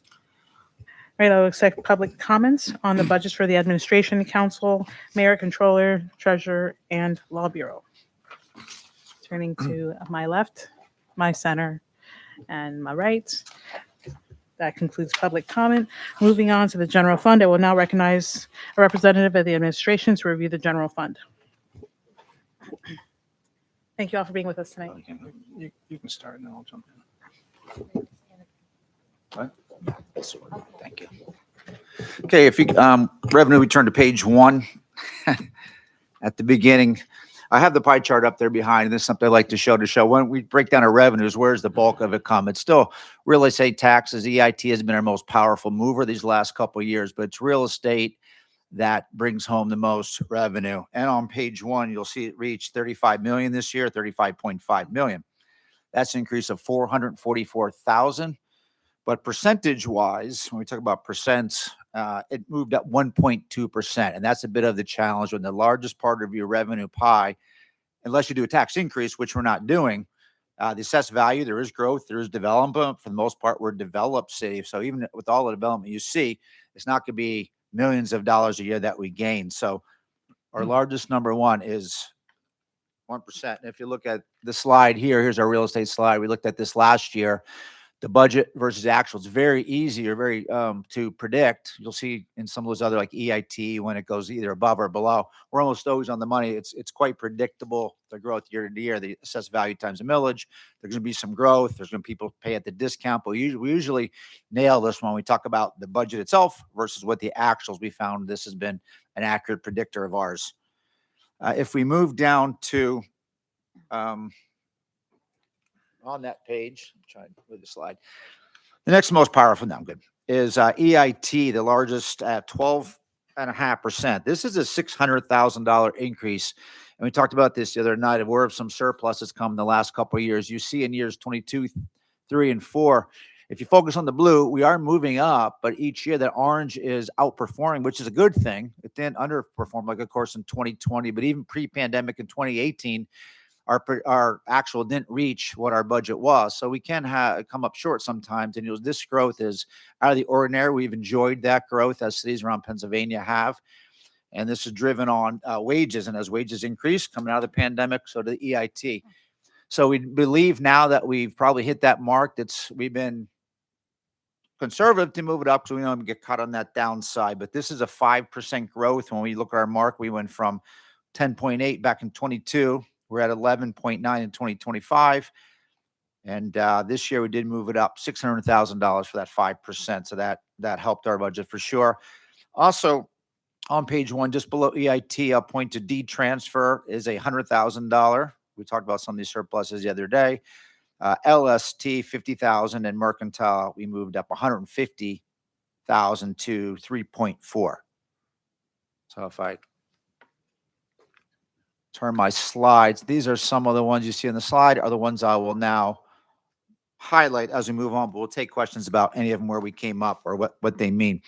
Stay on page 1 below the Act 511 tax I just spoke of. You'll look into city licenses and permits. You'll see permits moved up. We did that last year. We added some inspectors and we moved up the budget accordingly because inspectors do inspections. Inspection produces revenues, and that's what made the addition of those 2 staff budget neutral last year. It's reflected in the budget. Below that is housing. That was added. We talked about that last week at council. The staffing in housing was also moving up from 1.1 to 1.3. So between the code, which was the staff, and the inspectors, there's revenue generating both. You'll see in 30235 cable TV franchise actually decrease, and that's something we know people are not as linked into Service Electric and RCN as they were. People are streaming. We do have franchise, and that has dropped from 700. Used to be over $1 million, but in 22, we were trying to bring it down as quickly as we can and be responsible. So went from 718 last year, 620. We dropped another 600. We think that should be on the mark. We've been trying to bring it down to keep up with that revenue. It's one of those unfortunate revenue sources that it goes in the wrong direction, but that's just the sign of the times. And even with Comcast, we talked about Comcast coming in. It's not going to be really new. It may replace, they may choose, but the people that if they sign up for internet, it's not the impact, it's the cable. So if they come to Comcast and go and stream, it's not going to make the difference. But if they go to cable, more than likely it's just going to be a switch with RCN or Service. So we don't see anything moving from that recent development. So that's the highlights on page 1. Page 2 is long. It's all grants. We can take questions if you have any specific grants. But when you look at page 2, I'd point to the top. The second line, City Health, is a big number, 3.7. And 3 lines down from that 3.4 CARES Act will both be handled on next Thursday with Ms. Wenrick from the Health Bureau. If we move down the page to 30420, state subsidy pension, when we get our pension MMOs we make each year, each September, we do receive a reimbursement from the state. And that moved up $300,000. When we received this year allowed us, you'll see a couple of years ago in 22 was at 4.2 to 4.6. So that's been a nice mover for us. And that's a $300,000 increase from last year to this, to the $5 million mark. Halfway down the page, 30461, lost revenue reimbursement. This is what we talked about the other night, the $2 million of revenue in order to balance the budget from 22 to 25 was in there. That goes away. So you'll see that moves down $2+ million. $2 million of it is because the lost revenue reimbursement is removed. And it's also that the accounts in 0901, which is community recovery account, the affordable housing, and the homeless, those accounts are being spent down a little bit as well. And when we get to 0901 in a little bit, we'll see what those numbers look like. But that's what that big number is. So that's all I have to highlight on page 2. The total of grants is $23 million, which is a lot. The rest of it's a lot of police, a lot of fire. You'll see EMS split in there, county, federal, FBI, DEA, recycling, etc. And I'll turn to the mayor. Yeah, I just want to make a couple comments. Ones that I had made during the budget presentation as well is if you just take a look on page 1, just a couple things. One is if you look at our real estate to earned income tax ratio, it's approximately 3 to 1. I think I've mentioned if you look at like Allentown, Easton, they actually bring in more earned income tax than they do property tax. And I think thankfully, and I'm not sure if Eric was planning on going through some of those. I see the chart right here, the historical real estate taxes. But we don't have every year in January, we essentially have somewhere between a $1.5 to $2 million new revenue problem, because whether or not it's the pension or the medical or the guaranteed salary increases through your contracts, it's new revenue that has to be found. And our ability to be able to add natural economic growth in those real estate taxes with new properties coming on is obviously good. I mean, that's part of the reason why we are successful as a city. Other cities are able to, because they're able to do things with their earned income tax, but we are limited by law to only charging 1%. So because we have never entered into those financial troubles that every other third-class city in Pennsylvania just about has, by which your pension gets below a certain percentage of funding percentage, you have a certain amount of debt to revenue ratio, that then one of the things that like early Act 47 intervention allows you to do is be able to raise that above 1%. So if you take a look at our earned income tax at 1%, it's going to give us, somewhere around hopefully $12.5 million next year. It doesn't take a math whiz to be like, even if you could just turn that into 1.1%, that's an extra $1.25 million. which is equivalent to, doing some quick math, Linny's probably gonna have her calculator, is like, that's like a 4%, between 4 and 5% property tax real estate increase if you were just able to go from 1 to 1.1. Now, I don't like to throw other cities under the bus. That's why when I do the charts, I show you what theirs are without using their names. People could look it up, obviously, but there's other cities that have earned income tax that are 2.0, 3.1, 3.3. The majority of their revenues are coming from earned income tax. Ours are not. So it's a limitation we have, which is because we have this long history of being financially secure, that we weren't even able to do this even in the tough days 15, 20 years ago when Mayors Cunningham and Callahan were looking at more difficult choices than we have to make. They weren't able to touch it because, once again, we were responsible about paying our pensions. We were responsible about paying off that debt. So it's one less task that we have to do. But if you look at that earned income tax growth, and I've used this number before as well, that we can basically judge this based on our, now I see not all of those people are living in the city of Bethlehem, but if you look at our job creation, like the $52 tax that we pay, in between over the last 15 years or so, we've gone from about 28,000 jobs to about 42,000 jobs in the city, which is impressive. I mean, that's an impressive number. And part of the reason why we've seen these increases is because we've been adding jobs in a natural way that's allowed us over the past, they take Mr. Evans' tax rate going back to 1981 over the last, just to give you a little, did you have your own slide on this? Am I? No, I Okay. don't. So in the 1980s, the average tax increase in the city of Bethlehem was 5.2% from your property taxes. In the 1990s, it was 2.5. In the 2000s, it was 2.7. In the 2010s, it was 2.6. And then in the last 7 years, it's been 1.1. So it is, as our city collectively, not just our administration, everybody, the private sector, the public sector, previous administrations have worked to improve over a span of 45 years. We have seen this systemic decrease in need to be able to raise our property taxes. And that's why if you look at our particular millage rate versus the millage rate of comparable cities, like we even have a lower, like I was looking the other day, I think that the borough of Fountain Hill, they're talking about a tax increase next year it's in Lehigh County, and their millage rate I think is somewhere going to be over 11. Like ours for Lehigh County is I think 6 point something, 6.2, 6.24. 6.21, sorry. So it is one of those systemic stories. And, the controller's office does a great job. You guys do a great job. Everybody kind of works as hard as we can. But if you take a look at this, Mr. Evans has this, I'm sure he could email this to you if you want to, but you're looking at some times back, and I know there's often a need for nostalgia at times, but in the 80s, 1983, 11.9, 1984, 7.1, 1986, 8.9, 1995, 7.1, 2006, 12.8. I mean, they were needed to be done. I mean, we had good leaders then too, making the right decision. We have just been able to collectively, with all of the different things moving in the right direction as a community in the public and private sector, be able to create this natural income growth, which has been able to allow us to minimize the amount of property tax increases that we have come forward with. But once in a while you need one, and obviously there's not one in this budget. Who knows what's going to happen in the future? But that kind of idea that we've looked at incremental ones now for 25, 30 years has allowed us this opportunity to be able to get into the space where I think we've had 2 in the last 7 years. And like I said, over the past, so over the last 7 years, 1.1 average increase. Over the last 10 years, going back to 2017, 1.4, which is the lowest that we've had in the 50 years that we were able to track millage rates. So like I said, it's just, it's good. It's good information to know as we take a look at these things, but everything's continuing to move in the right direction. Thank you. Okay, thank you. Thank you, Mayor. On page 3, we'll jump to departmental earnings. These are highlighted by roster duties from fire, police, and EMS. When they cover special events, this includes planning fees, zoning inspections.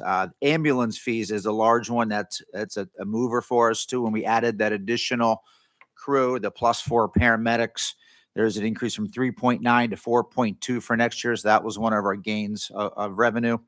Recycling it as a large number, but it's quite flat. That's our recycling fee that you pay with your water bill. And we don't have any movement for that. This number of subscribers, and of course, the rate stays the same.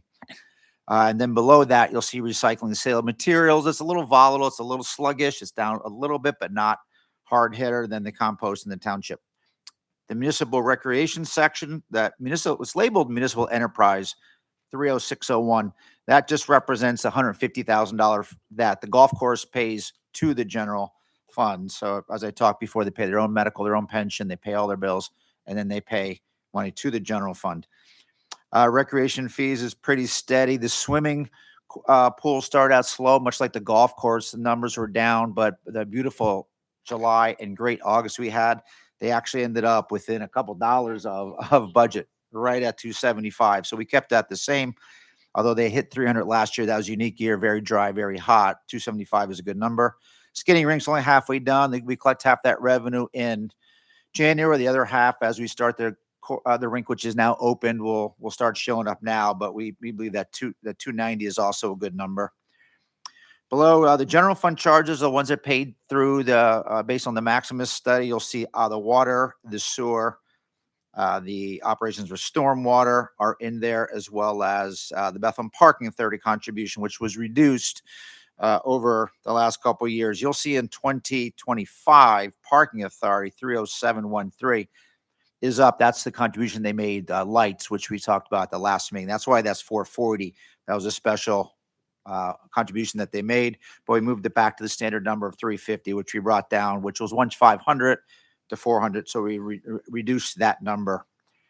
Again, returns and allowances are two good pieces of news for the sewer. And you'll see on December 2nd, when we look at the audit, one of the recommendations is to continue to look at the contributions from the sewer fund. Can you reduce the reliance on the sewer fund? And we took that and we're working on it. And you'll see there are two lines. First of all, number 30880, the very last one, pension debt reimbursement, that was lowered from 1.1 to 800,000. So that's 300 less of revenue for the general fund, but it also lowers the expense to the sewer fund, so they can do other things with regard to reinvestment that Mr. Bosco talked about Monday night. The other one is 30820, right in the middle, sewer landfill payment. Many years ago, 30 years, Lenny? 98, 27 years. 1998, a large piece of debt was taken on with the sale of the landfill. It was a legendary couple nights, I guess, amongst council. Went many long, late nights. A decision was made, and the city ended up selling the landfill, but also ending up with debt at the same time. It's a complex situation, and that payment was split between the sewer fund and the general fund. That's, again, the way they were able to structure it, and that's what's been going on. Next year, this is the last year that is there. So that sewer landfill payment of 400, we'll stop getting it. But when we get to debt service, that also disappears. So that between the two, that's $700,000 more the sewer fund will have next year. And that's a good thing to properly align the way the funds are split.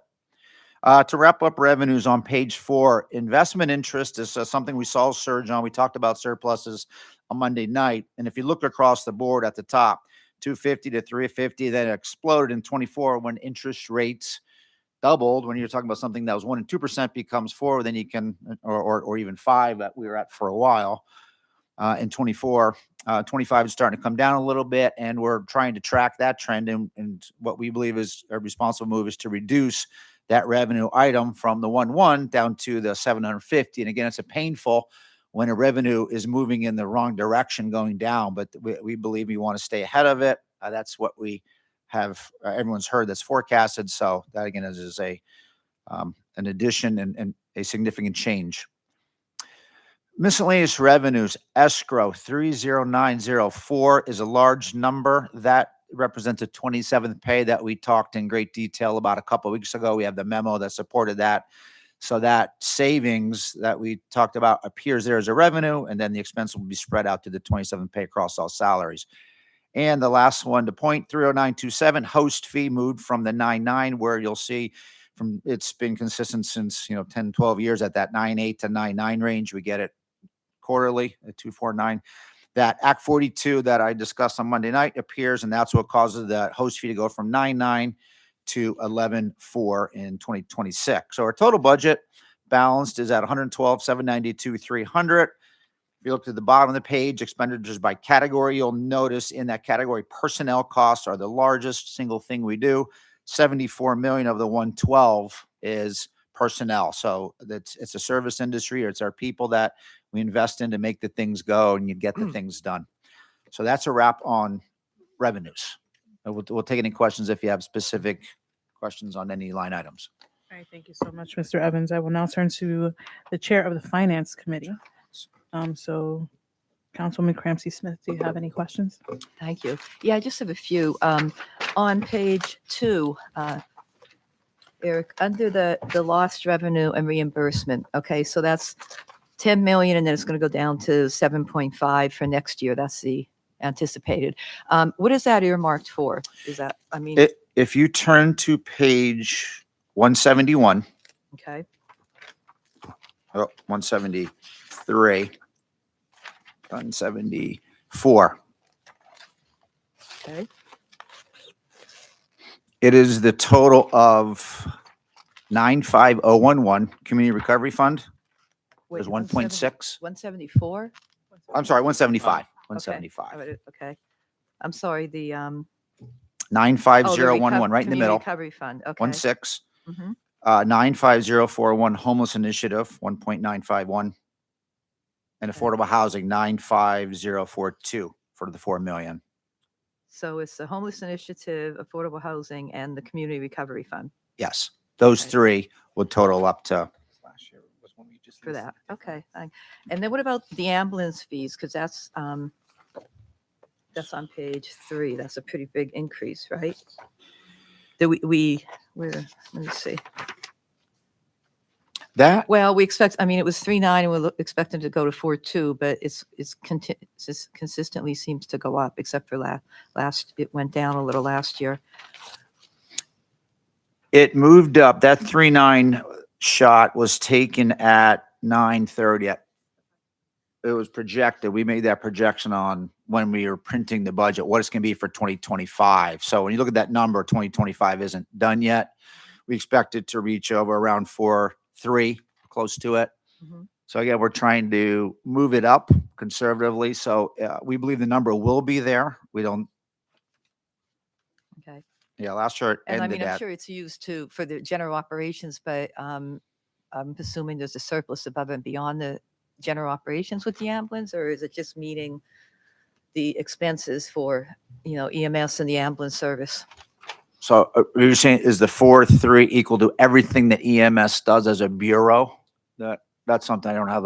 We can take a look exactly what that. For many years, it was below. We used to look at it and study.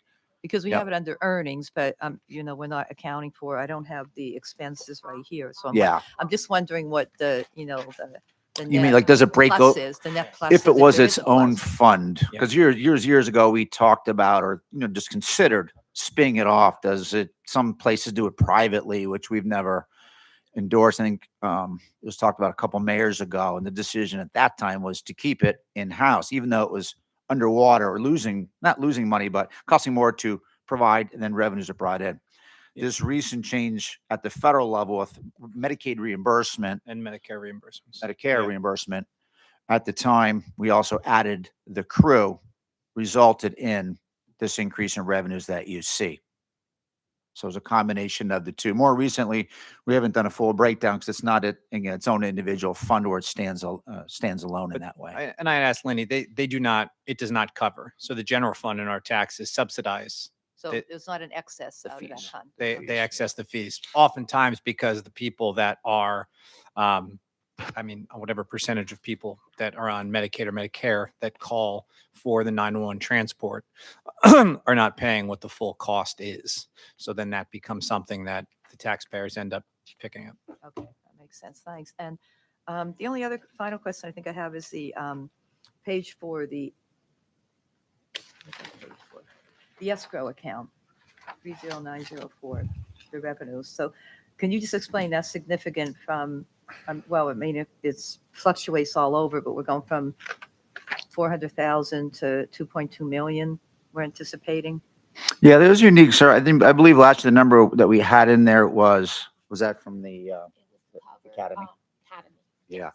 Last year we set that up from the Fire Academy, we sent, I think 262,500 was from the 18 cadets that we sent to the academy in 2025. We put that money aside. That's how much we brought forward of it. This year, we have not made that move yet. We'll make that transfer in December like we did last year. It'll show up in the budget. So it doesn't appear here, although we're going to use escrow funds once we made the transfer to pay for 10 of the 15 cadets. So what you're seeing right now, that full 2205 is all for that 27th pay, which is was in the memo I provided front and back, which said this happens every 11 years. So we had a escrow account labeled 27th pay made up of a number of different deposits. So we bring that in as revenue to offset the expense of the 27th pay that's spread out through all the salary accounts. So that doesn't look as good as it appears. Yeah. If we have it already. It's a one time that we brought in that we've been saving, saving on the side for the express purpose. Now the story becomes to do it again sometime before 2038. Yeah, at whatever rate we can do. Right. And the only other thing I know we talked about last year, we had a real lot of transfers, remember, and reconciliations. And I think we waited till we had a meeting and it was like in February or March, remember the finance meeting? And we said we would definitely try to look at not having that happen again. Yeah, what we're Next always gonna year. have to do, it's a matter of like making it a longer meeting, like making it a one-off, because there's everything that happens, like especially example, the capital, what we talked about Monday night, the capital plan or the capital budget. There's guesses or not guesses. We take a shot. We used to guess how much projects will get done and put a number. If Mike Alcohol thought the project was done, he'd put a 0. And if he did it, we'd have to, and didn't spend the money. In January, we have to say, guess what? It didn't finish it. The money wasn't spent. We need to add to the budget and do that dozens of times.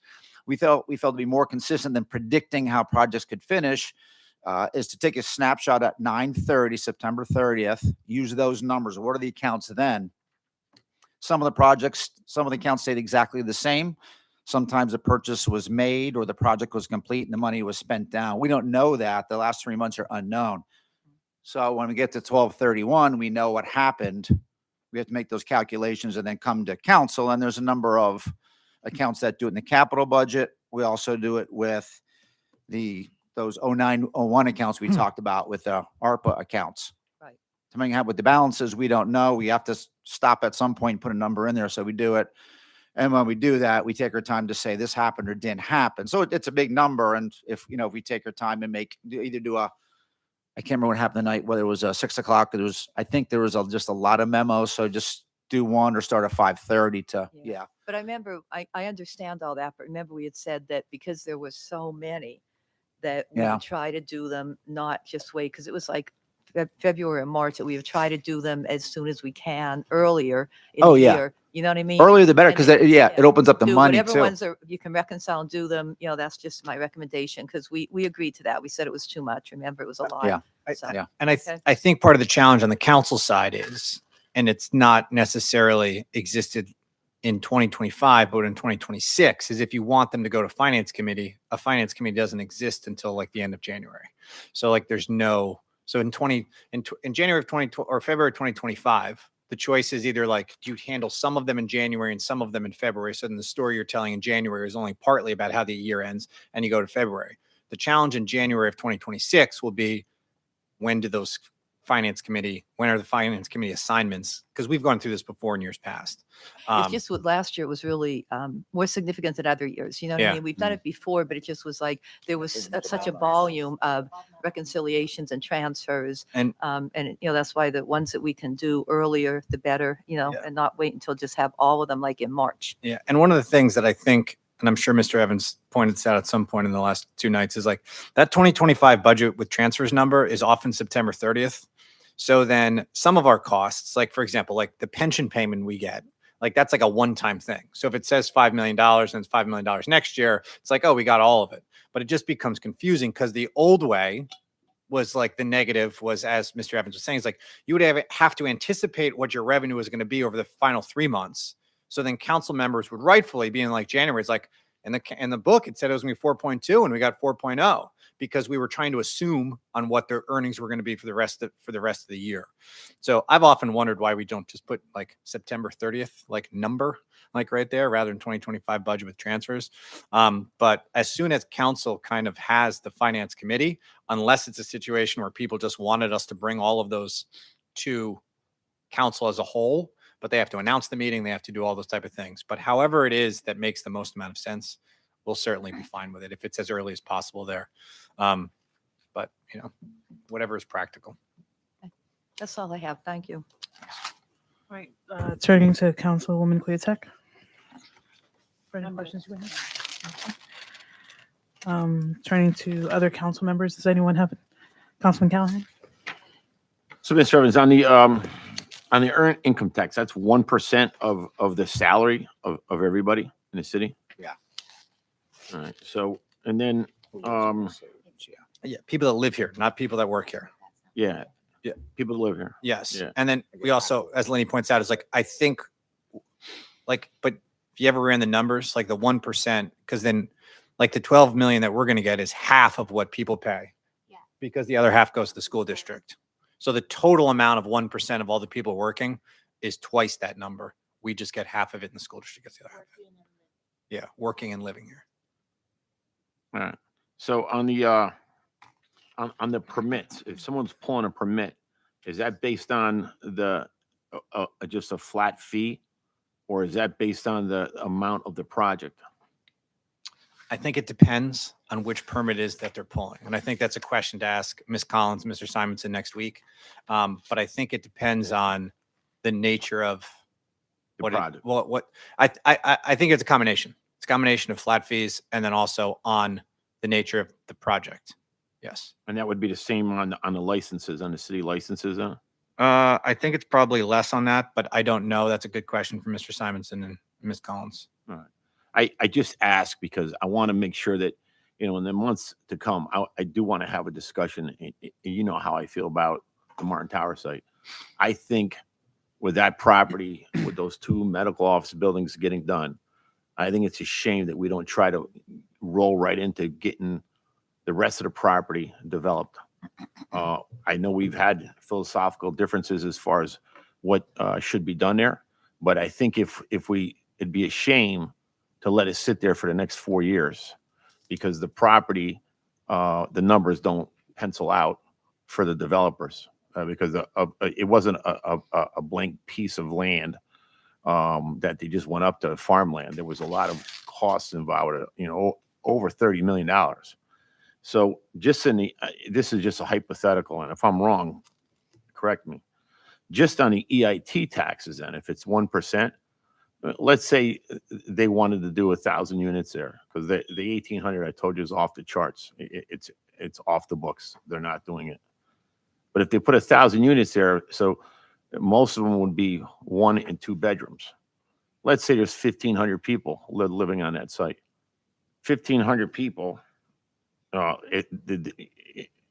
They're probably making $80,000 a year to afford to live in those things. You're looking at $1.2 million a year in lost revenue per year. It's $80,000 times 0.01. It's $800 per, right? Mm-hmm. And Right. You with me? what's 800 times 1,500? Well, the 1,500 people. Yeah. Right. That takes you to 1.2 million. And over a 4-year period, if it sits there for the next 4 years, we're losing $4.8 million just in EIT tax. We could probably take that money and put it in affordable housing and other things. I'm just. Yeah, and I would say, like, if somebody was going to build that many, they're going to obviously build it in phases and things like that. So it's going to be That's my point. And if they presented plans today, which they're not, they have nothing to present because there's nothing going on there. We're still looking at a year and a half. Yeah. If they broke ground today, it's Yeah. still a year and a half before anything's built. Yeah, So and I'm- I would just say 2 quick things. One is because I want to correct myself as Lenny did. It's like we do get half of that, as I had said before. Right. So then we don't get.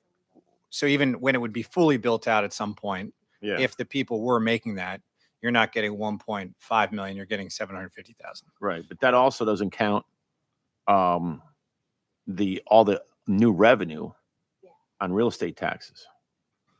And it, because we're looking at like hundreds of millions of dollars in new real estate or new development there.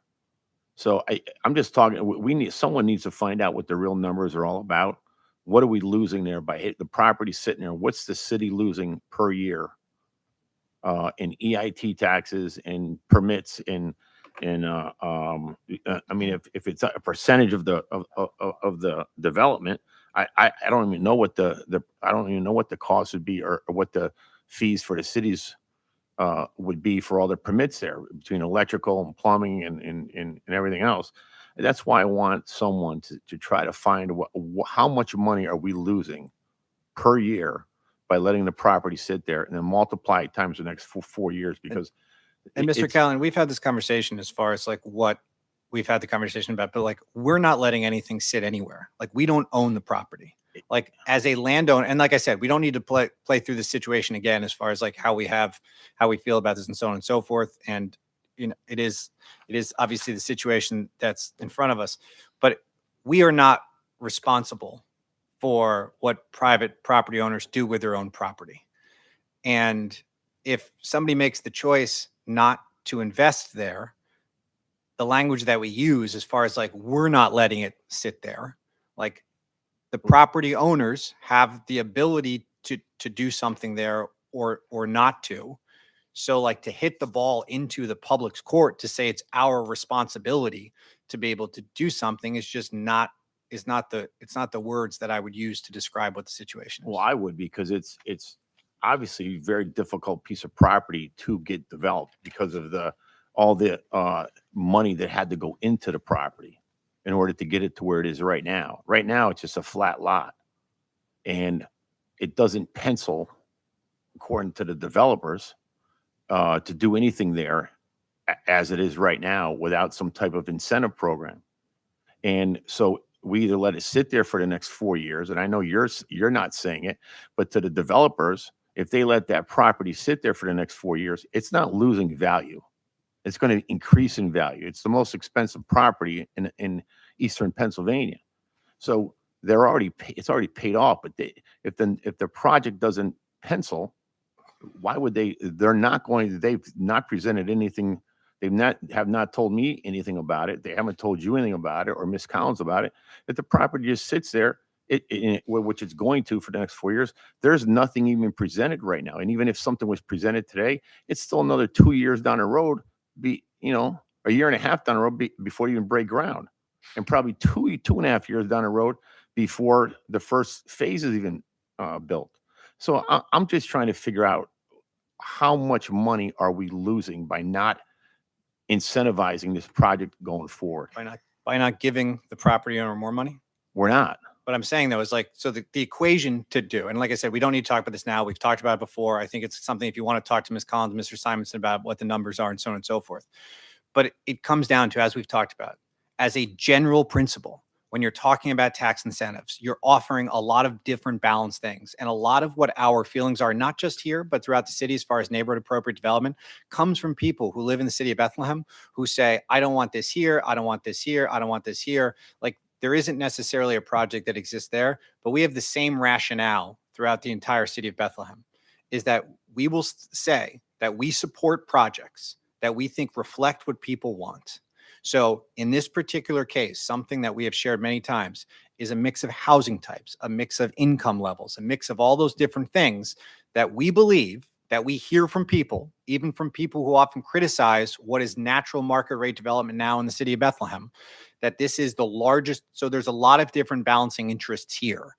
But obviously, part of the equation is the idea that like whatever it is that somebody has or doesn't have, to be able to give them more money as far as that equation is concerned becomes a cost benefit analysis. What are your opportunities that you are losing or you are gaining, as far as if this is revenue that goes here, what are we not getting back? Right. Versus somebody sitting on a property, deciding not to do anything, deciding not to cut the grass.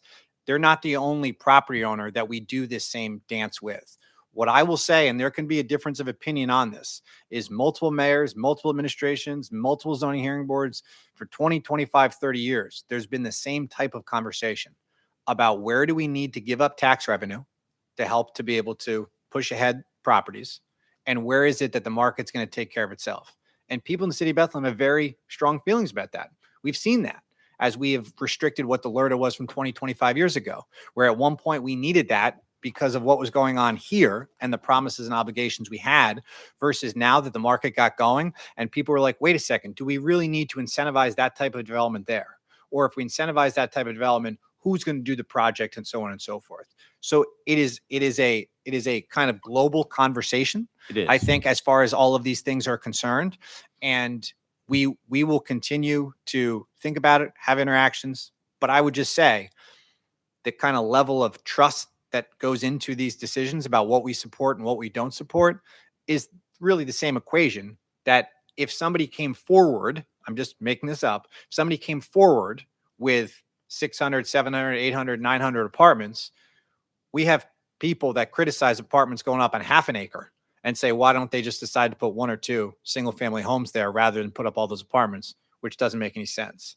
You do that over there, you're going to have a different conversation with people. So we are very respectful of what surrounding neighborhoods are, of what our neighborhoods that work, making things feel like they're Bethlehem, and all those different types of things. I think We deal with the budget every single. I know, every but single day. the thing that we got to understand, it's new revenue. Even if it's only 50% of that, it's new revenue coming in.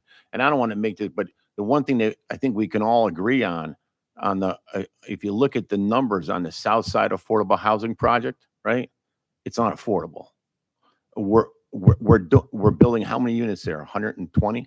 2 phases, 120. 120 total. Yeah. It's costing $50 million.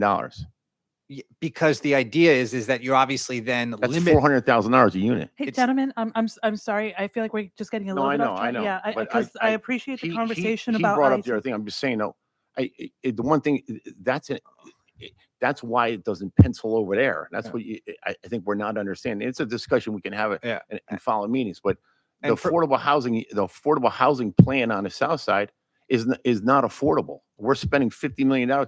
That should cost about $18 to $20 million to build those amount of units over there. So the developer is getting paid an extra $25 million up front for his profit over what a normal developer would take over a 30-year period. I mean, those units over there are $450,000 a unit. That's what it's coming out to. And President Leon, I will finish up my comments here, but I just think it's an important thing, because I don't think I'm going to be here for the budget hearing next week, is that like the reason why like units like that, it costs that much is because you don't get the natural market rate over the future.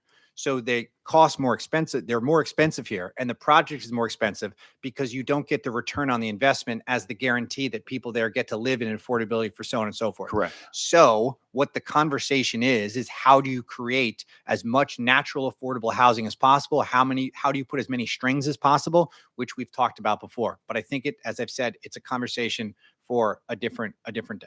It is. And all I want to do with the only thing bringing this up was that I want to find out how much money, by not doing anything over there for the next 4 years, how much money is the city not taking in? And that's something that I want to, moving into the new year, I'd like to do. I want to find out real numbers. How much money are we losing in EIT tax, permits, and real estate taxes by not doing anything and letting it sit there for 4 years? Because I think it'd be a shame to the city and to the taxpayers to lose that amount of money, which I think would be substantial amount of money. So Yeah, I think a complex Right. meeting about this would be Right. appropriate at a different a point. next I meeting, take your, yeah. no, you're fine. I Thank take your point about the IET and all that stuff. I just want to stay on track with this. So another meeting about Right. this very I just complex site. I is- just is brought it up tonight appropriate. because the I didn't even think about the IET Yeah. Money coming in, but then I started thinking, hey, how do we bring in more money with the EIT, bringing more people into the city? Mhm. So that's why it stimulated the conversation, and I apologize if it got off track a little bit. And thank you. No, thank you so much. So I will turn to other members of council. Did you have anything, Councilman Wilhelm? Okay, the only question I really had was I was looking at some of the other things that we've, and it's just a point of interest on my part. I was looking at some of the the things that we have manipulated over time, and we've also talked about the earned income tax. I was curious about this deed transfer tax, if there's anything we ever do to manipulate the, like to increase the deed transfer tax. Is that something that we have historically done, or is that something that's available to us to do? I'm not suggesting that we increase the deed transfer tax at all. I'm just curious as to what I think mechanisms we have to Allentown, there's a increase. story about Allentown looking, if I recall, we have not considered that. Mhm. You know, it moves on its own with the price of housing. Yeah. That's why you see our growth, even when interest rates went up, activity was still high and prices were high. So when you look at the equation, the numbers still grew. When rates came down and the housing really took off, then it got big, but it has remained a strong income revenue driver for us. But no, we have not considered visiting that ordinance or changing the deed Yeah, transfer again, tax. I'm not suggesting that. It was, I had read about Yeah. Allentown. I was thinking about other streams of revenue that we have and what we can and can't manipulate. This doesn't seem like regressive. It seems like, it's a service that's being rendered. So increasing that to me feels like increasing a fee as you use it. So it was just a point of interest for me, not a suggestion that we increase our deed transfer tax. Right. So I think that's everything from our general fund. I'm going to hold all public comment to the end of the meeting. So we'll move on to the general expenses. I will recognize the representative of the administration to Okay. go ahead and do your thing, Eric. Thank you. On page 171 are the numbers for general expenses. 170 has a description of what it is, and you'll see them on 191 listed by line item. The biggest numbers here are the pensions. Total general expenses are 27 million, but police pension is 7 million, fire 3, PMRS 3.3. So it's a total of $13 million of our budget is for pensions. Moving down the city insurance package, which raises, I think it rose around 8%. That's property liability at 1.1.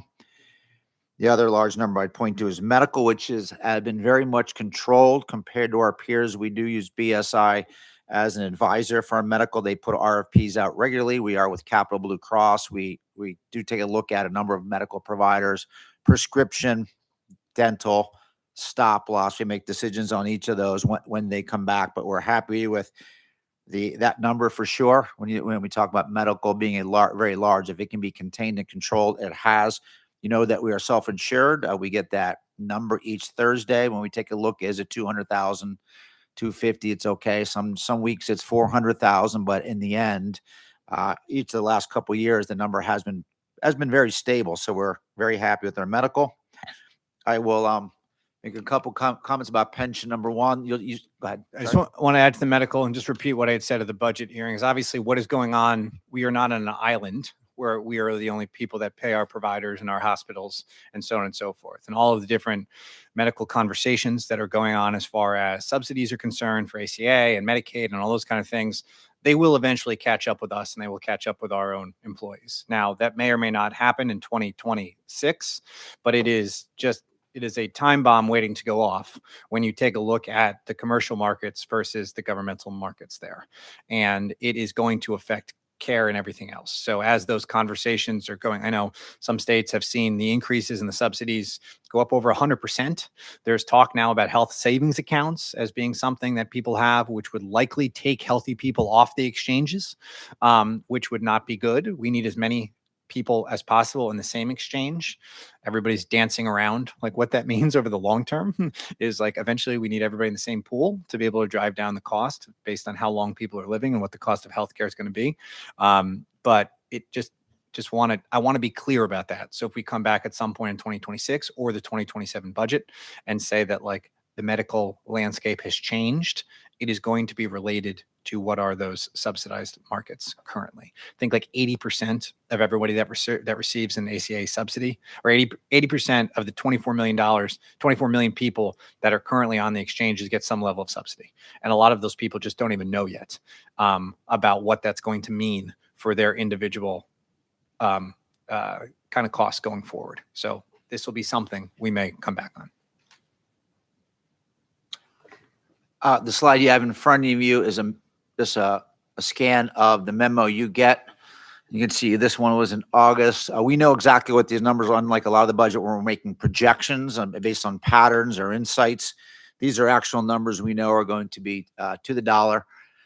You see the employee contribution, that's a known, and based on the number in the worksheets we get from actuary, when we run the worksheets, we deliver this to you. So we know in August what it is going to be for the next year. So those three numbers you see in the tan match up with what's in your book. Second point about pensions is they didn't move this year. It's an every other year thing. When they get reevaluated, the actuary takes a whole look at what our fund is. We know there's money going in from the employees. The fund goes to work, hopefully makes enough money to pay all the outflow, all the pensioners. Any shortfalls made up by what is the MMO. So the vulnerable part is the MMO. The market and the funds will hopefully do well enough that it controls our MMO. If you look at 2024, the left column, it's 11 million for all three of them. If you do, I think you do remember last year, because of the performance earlier in 21-22, we look at the increase to $1.9 million we absorbed last year as an increased expense when the police went from $6 to $7 million in 1 year. This year, though, because it's not an actuarial year, it just the only changes due to the changes in salaries. So when we ran our numbers, you'll see police is only up 10,000. That's a rounding error based on the numbers we're talking about. Fire actually went down a little bit, and PMRS went up a little bit. So $17,000 change in a $13 million is a tenth of a percent. So we would say the pension stayed flat. So if medical and pension, two of the biggest drivers, stayed flat, that's a very good thing, and that's what helped control our budget this year. This slide just shows you there's three sections of that first one where it says last. That's the hit when we got 1.9. That's our market performance of our pension funds, fire and police. So when you see when it increased enough to carry, the one that says now, that's what was in the book. That's what we're paying. And 2020, I'm sorry, what was it, 21? I'm sorry, 21 and 22. 21 was up 15. 22 was big enough a hit. It was down 10%. So over 2 years, 5% growth in our fund resulted in not enough. Too much was going out. That didn't bring enough in and resulted in large MMOs. What we know going forward in the column labeled next is the performance in 23 and 24 was good. That's locked in. 23 and 24 are in our past. So those calculations would be based on an 11% return and a 9. So cumulatively, instead of a 5%, this next MMO will be based on a 20% growth to our fund in the last 2 years. So 26, we know. We feel optimistic about the 27 and 28 MMO because we already know the calculations that will be used to do the actuarial studies. And just to add to that, and I checked with Ms. Lazarchik, is that the one thing that may go down a little bit, or we'll see what it is, like the employee contributions, because if obviously we've had a lot of retirements, both in the fire department and the police department. Obviously, if somebody retires, even if they're paying the same percentage that the previous person was doing, you're bringing in less revenue. So that's just something as well to like think about, is that those employee contributions, which I think work out to, I forget what is 7.5%. Yeah. Is that number will that number may decrease, which might increase our contribution a little bit because we have younger people, and not to pass. It's one of the reasons why, as well as people, some people retire and you hire younger employees, your medical then, just based on the kind of actuarial numbers, can sometimes stay flat. So it just kind of balances out on both sides. All right. Pension, we moved to medical. I talked about that in the line item. That just shows the graph of, because we are self-insured, it's a little more difficult to nail it down. We don't pay premiums. We pay as we go. So we try and move it up and down accordingly. And you see the budget moving up and down, and also their response. So we try and keep it on the mark. Then we'll turn to civic, which is the next page, Councilwoman Leon. And then we'll take questions on general and civic together. Sounds good. Because they're in the same section. Okay. Civic is a quick one. These are smaller numbers in these categories. The largest one, of course, is the library. That does not change. We make a large contribution to the library. It will remain at 1.15.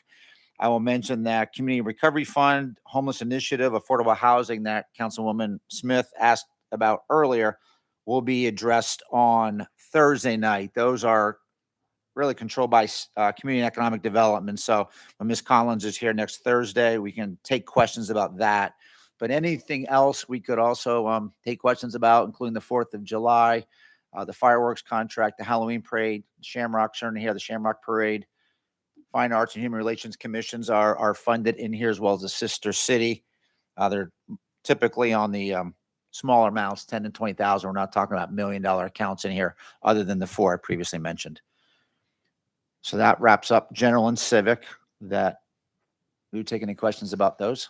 Awesome. We'll start with the Finance Committee because there were the general. So turn to Councilwoman Clancy Smith. Do you have any questions over general or civic expenses? Thank you. No, I don't think so. I think we'll get more into specifics of the recovery fund and the housing next week. No, I don't have any questions. Thank you. Okay, turn to Councilwoman Cleartech. Any Thank- questions? Yes, thank you. I just had a couple of quick questions. First on the general expenses, I saw the line item for accumulated sick leave. Do you also account for accumulated vacation time? I don't see it on the expense. Yeah. If that comes up in the severance situation, that would be paid out of the 4001 account. The salaries was embedded as a way that. Okay, but you would account fund for it. that. Yeah. Okay, yeah. Something that I've learned over the last couple of years is, with the carryover, that you have to have it on your balance sheet, because if everybody quit tomorrow, you would have to pay them all out on their accumulated. We have Mhm. that. Okay. Uncompensated absence. It's like it's an OPEB. Is that what it is? OPEB. Can you repeat what you Yeah, said? could you, I'm sorry, I can't Yeah, hear can you- you. I'm sorry. Can you go to the microphone? Yeah. We have on our balance sheets through the audit, they're called OPEBs. It's a line that it's other benefits other than pension benefits. So as like I earn vacation and I'm not taking and accumulating them in sick days, we have a liability on our books for that. Okay, good. And just one question on that. How much can people carry over from year to year? Vacation days, 5 days, but then they have to use it the first quarter. Sick days, I think it's 210. Is that I'm not sound sure the right? max they carry, but I'm not 210. sure what the max. 210 hours? 210 days. Oh, 210 days. Yes, Okay. for sick. Yeah, okay. And they have to use those 5 days in the first quarter of the If they next carry year? over vacation. If they carry you it have over? To, use carried over to the first quarter of the year. Wow, okay. That's lean and yeah, that keeps you 'Cause from you having can't- a big liability on your books. Yes. Yeah, Yes. cool. And then I did wonder if is there a cost share on the premiums for medical for our employees, or is it a fully No. 100% paid by? There's a family plan and a single plan, and you have to pay a certain amount. And then also there's dental, there's different tiers. Mhm. So you can pick what tier you want. And there are premiums associated for the employees. Okay, Mhm. great. Those are my two questions on that. And then on the civic budget, I noticed that the Fine Arts Commission did ask for a slight increase in their budget to $15,000 to account for, the cost of everything going up, and tariffs and all kinds of stuff. And I do see that that's not in here. Is that just that you didn't get that request in time to consider it, or did you decide not to increase it? So their line item is 12,000 in the 2026 budget, but in their letter, which granted is from September, so Yeah, it was that in a matter of attempting to balance a budget and all the ask. It was, we did note that it was something that's almost double of what was 2022. It's grown quite rapidly. So we're also the growth went 7 to 10 and then to 12 and then to 15. So we did move it up. But as we tried to share the wealth to make sure the asks were all being met, there's a lot of asks that come across from all the departments as well that get curbed a bit, that, we do move it up, but not everyone gets everything they ask for, kind of thing. But, and I would add to that though, and this is a good example, is the ones where there are expenditures that aren't involving city employees often become somewhat cumbersome to necessarily execute. So the kind of, at least what I've said is the implicit message all the time is like, if there is something else that comes up in the middle of the year, that's like, we really want to do this thing and we've spent our money and we need another $2,000, we'll figure it out. But it's just like, and I don't want to speak for Mr. Yass and the controller, but as a general like idea, Mhm. like those type of like, here's 10,000 or 12,000 or $7,000 to this commission to spend, it gets a little bit clunky as far as what the execution of those dollars looks like. And it's hard to come up with a kind of one size fits all process for it, especially when you're not dealing with people that are city employees. Right. So it's just it's a concern. Once again, I don't want to speak for Mr. Yasso, but it is something that I felt before, where occasionally something will be like somebody spent this $175, but then ends up leading to 13 hours of staff time Right. trying to figure To out figure out how to figure get out it back how to it them. how it is. But and I say this to them too, is like if they came to the earlier that they come to us to say, look, this is an expenditure that we're looking at next year or the year after, whatever it is, the easier it is to be able to set up that plan and so on and so forth. So that's just all. Thank you. And the Tanabayashi Sister City Commission, they're kind of, yeah, they do have a cash balance. It does seem like they're running it's a little scary. When I looked at their numbers, but I don't see that they specifically asked for an increase. You know, and those So, sister city ones come down to who's hosting who and Right. who's coming Yep. or somebody going. And that, so they kind of go year to year. But once again, it's the same thing. It's like if there's an expense that you're looking for down the road and you let us know about it as soon as possible, it's easier to plan for that in a way that like Mrs. Jello's learned that with World Heritage. Mhm. It's just like the current process, which is kind of why we're looking at a different model going forward is clunky and inefficient and very time consuming. Got it. Thank you. Right, still on the topic of general and civic expenses, any other questions or comments from council members? I only had two comments. One, I just wanted to pass on my gratitude to Ms. Santoro and all of her work with the sister city in Patillas. I've been down there a couple of times, and it's actually very well received in the community down in Patillas, and her work there was remarkable.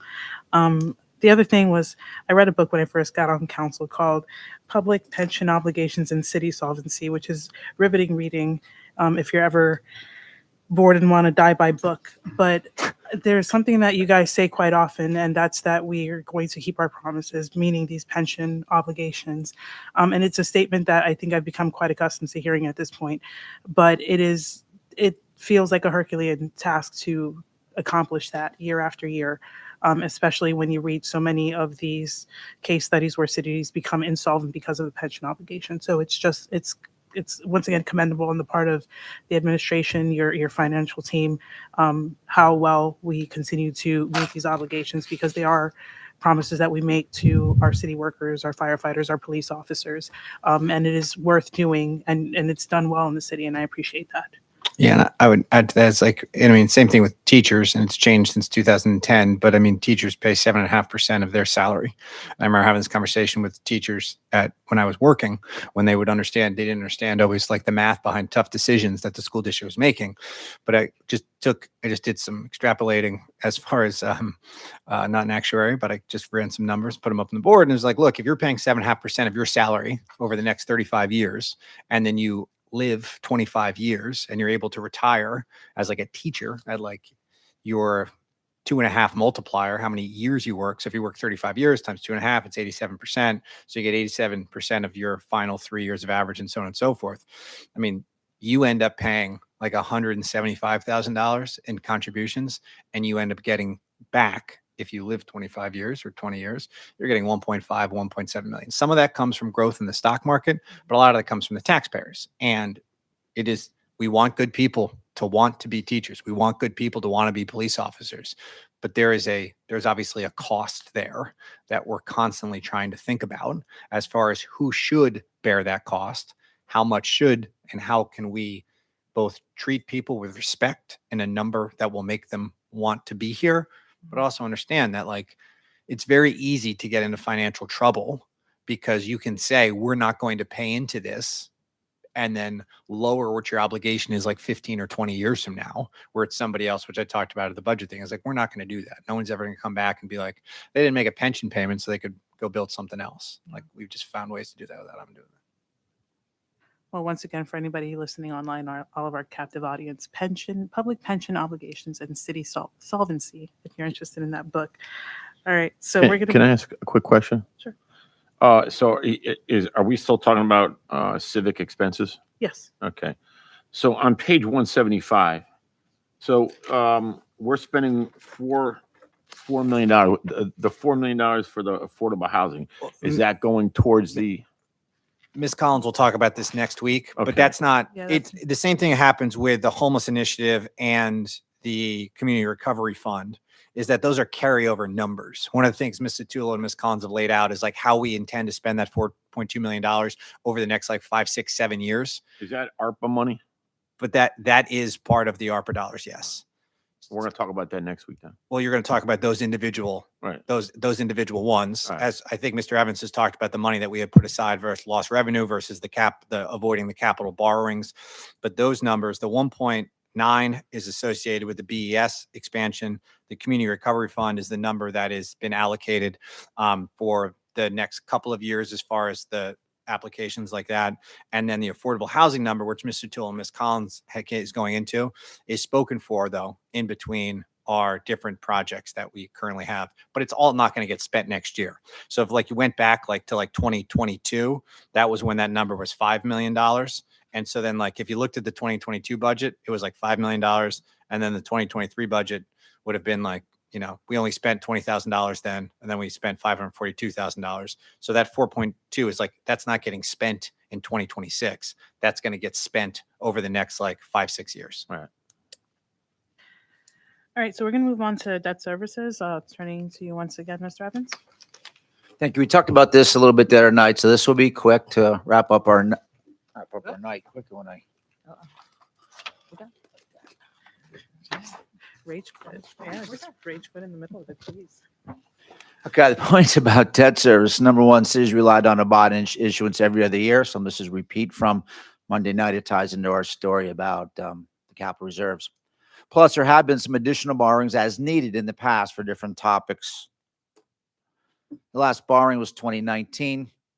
We do plan to use 22 million reserves to fund 2026 capital needs. So there'll be no additional debt requests this year. Last bullet point was a bullet point carried over from last year's slide, is that we will continue to review a restructure opportunity in 2026. As I said, under investment income, that rates are expected or forecasted to drop. We also want to look at that opportunity on the debt side, less income, but it's also going to be cheaper to borrow. So we have debt on page 170, 180 and 181 is where you see all the ones we have, all the pieces. The one to focus on is that I'll speak about is to the right column, the total. It's 10.8 next year. The following year is scheduled to be 10.8, then to 10. This chart is something you're familiar with from Monday night, that our debt service in 2022 is 121 million. You can see how level it's been, 10.8 from 22, 3, 4, 5, 6, with the small drop off coming up in 2028. It was 121. In the first 4 years of this administration, we've paid off $44 million. So that 121 is now down to 77. You'll see that ties to your book. If you look on page 181, right-hand column, bottom, there's that same number, 77, and it adds up. The next 4 years, as it stands, we're due to pay $41 million in debt. That would be 26 to 29. Then after that, there's small pieces, everything below that $10 million bar line. But if you look at those last 5 pieces, those last 5 years, they total $36 million with the idea they would be all paid by 2034. That does imply that there are no changes at all. But any conversation we have about the changing of debt, we will, as we've said, had paid it very aggressively going back to 2015. This was something that was at 121, but it was 170 million to pay off 140 million to get it down to this low over this period of time has been quite aggressive. So we will explore opportunities to maybe remove some of that, what I call tabletop, when you see a couple flat years and then just drops off by millions. Why it would be nice to be here the year that 3 or 4 millions. It's a lot easier to budget if you put together more of a glide pattern, have a little drop each year, even if it adds a year or two. If the rates are right, it may make sense to do that versus having to come up with those payments and then have one big drop off next year. It's just again, really clunky to budget accordingly. So we're going to meet with PFM, our financial advisors. We've already looked at a couple different ways each of the last couple of years. This year wasn't the right year to do it. Rates didn't move down, but if they do, and we also have some debt that's callable and we match it up and it makes sense. And we'll be in front of you maybe in spring and summer talking about what that restructure looks like in preparation for the 27 budget. So this chart may change a little bit. And just to add to that, to go back to our original like ARPA conversation, which if you remember in my first budget presentations in state of cities and things like that, when we had the $34 million, we made a policy determination that we were going to pay for capital expenditures to be able to avoid having to take on debt, to be able to create more flexibility over the long term. So when we got $34 million, the goal of that $34 million, the purpose of why Congress passed that money was to be able to assist those that were affected by the pandemic.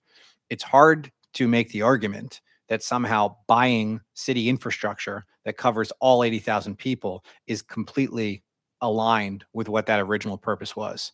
So the long-term goal here was the idea that if you're paying off these long-term expenditures that you have, it creates more ability to be able to invest systemically into your community in the manner that's able to help out with what we felt were a lot of the systemic issues that came up during the pandemic.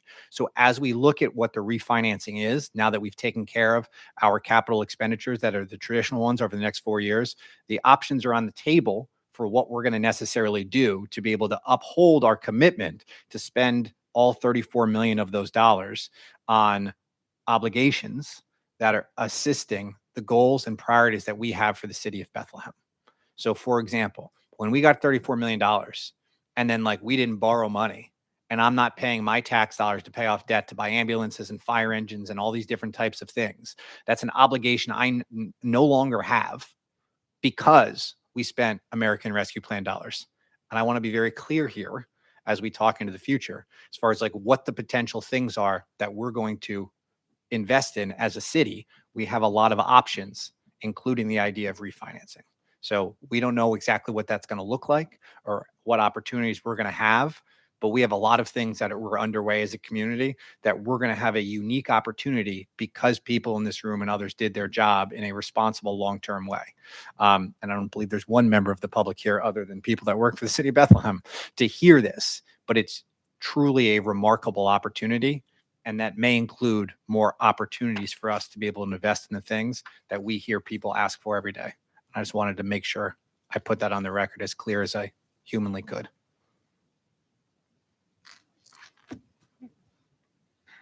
So I will turn to our Finance Committee Chair first. So Councilwoman Clancy Smith, do you have any questions or No, comments? thank you. All right, Councilwoman Kuyatek, do you have any questions or comments? No, I'm good. Members of council, do you have any questions or comments? No? All right. My only comment is as to the statements that you all made. We've already seen some of the investments that have been made, especially with the Community Recovery Fund. A lot of the investments that were made into the Community Recovery Fund were programs that were supported, like extended hours for basketball in Brockle, and other things that we're seeing now help to food pantries that we've earmarked funds that are now like being invested now. Sorry, I'm so turned around by this, but I'm excited for what we can do independently as a city when we're entering times where we're just not as certain at the federal and the state level, where we can be financially independent to invest in our own city and make sure that we are able to keep each other safe and strong. And I think that we made the right decision at first when we were doing ARPA. I was like, I'm not sure if we should be doing this, but looking back, I really genuinely believe it was the right decision to make. So if there are no more questions or comments from council or from the administration, I will turn to the public for comment regarding the past 4 budgeting items. To my left, to my center, and to my right. All right. The third budget meeting will be Thursday, November 20th at 6 p.m. If necessary, the final budget meeting will be at 6 p.m. on Thursday, December 4th. Final reading and enactment of the 2026 budget ordinance will take place at the Tuesday, December 16th council meeting. The second budget meeting is adjourned. Thank you.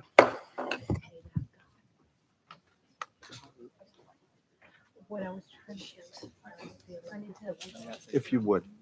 the orange button, as you probably know.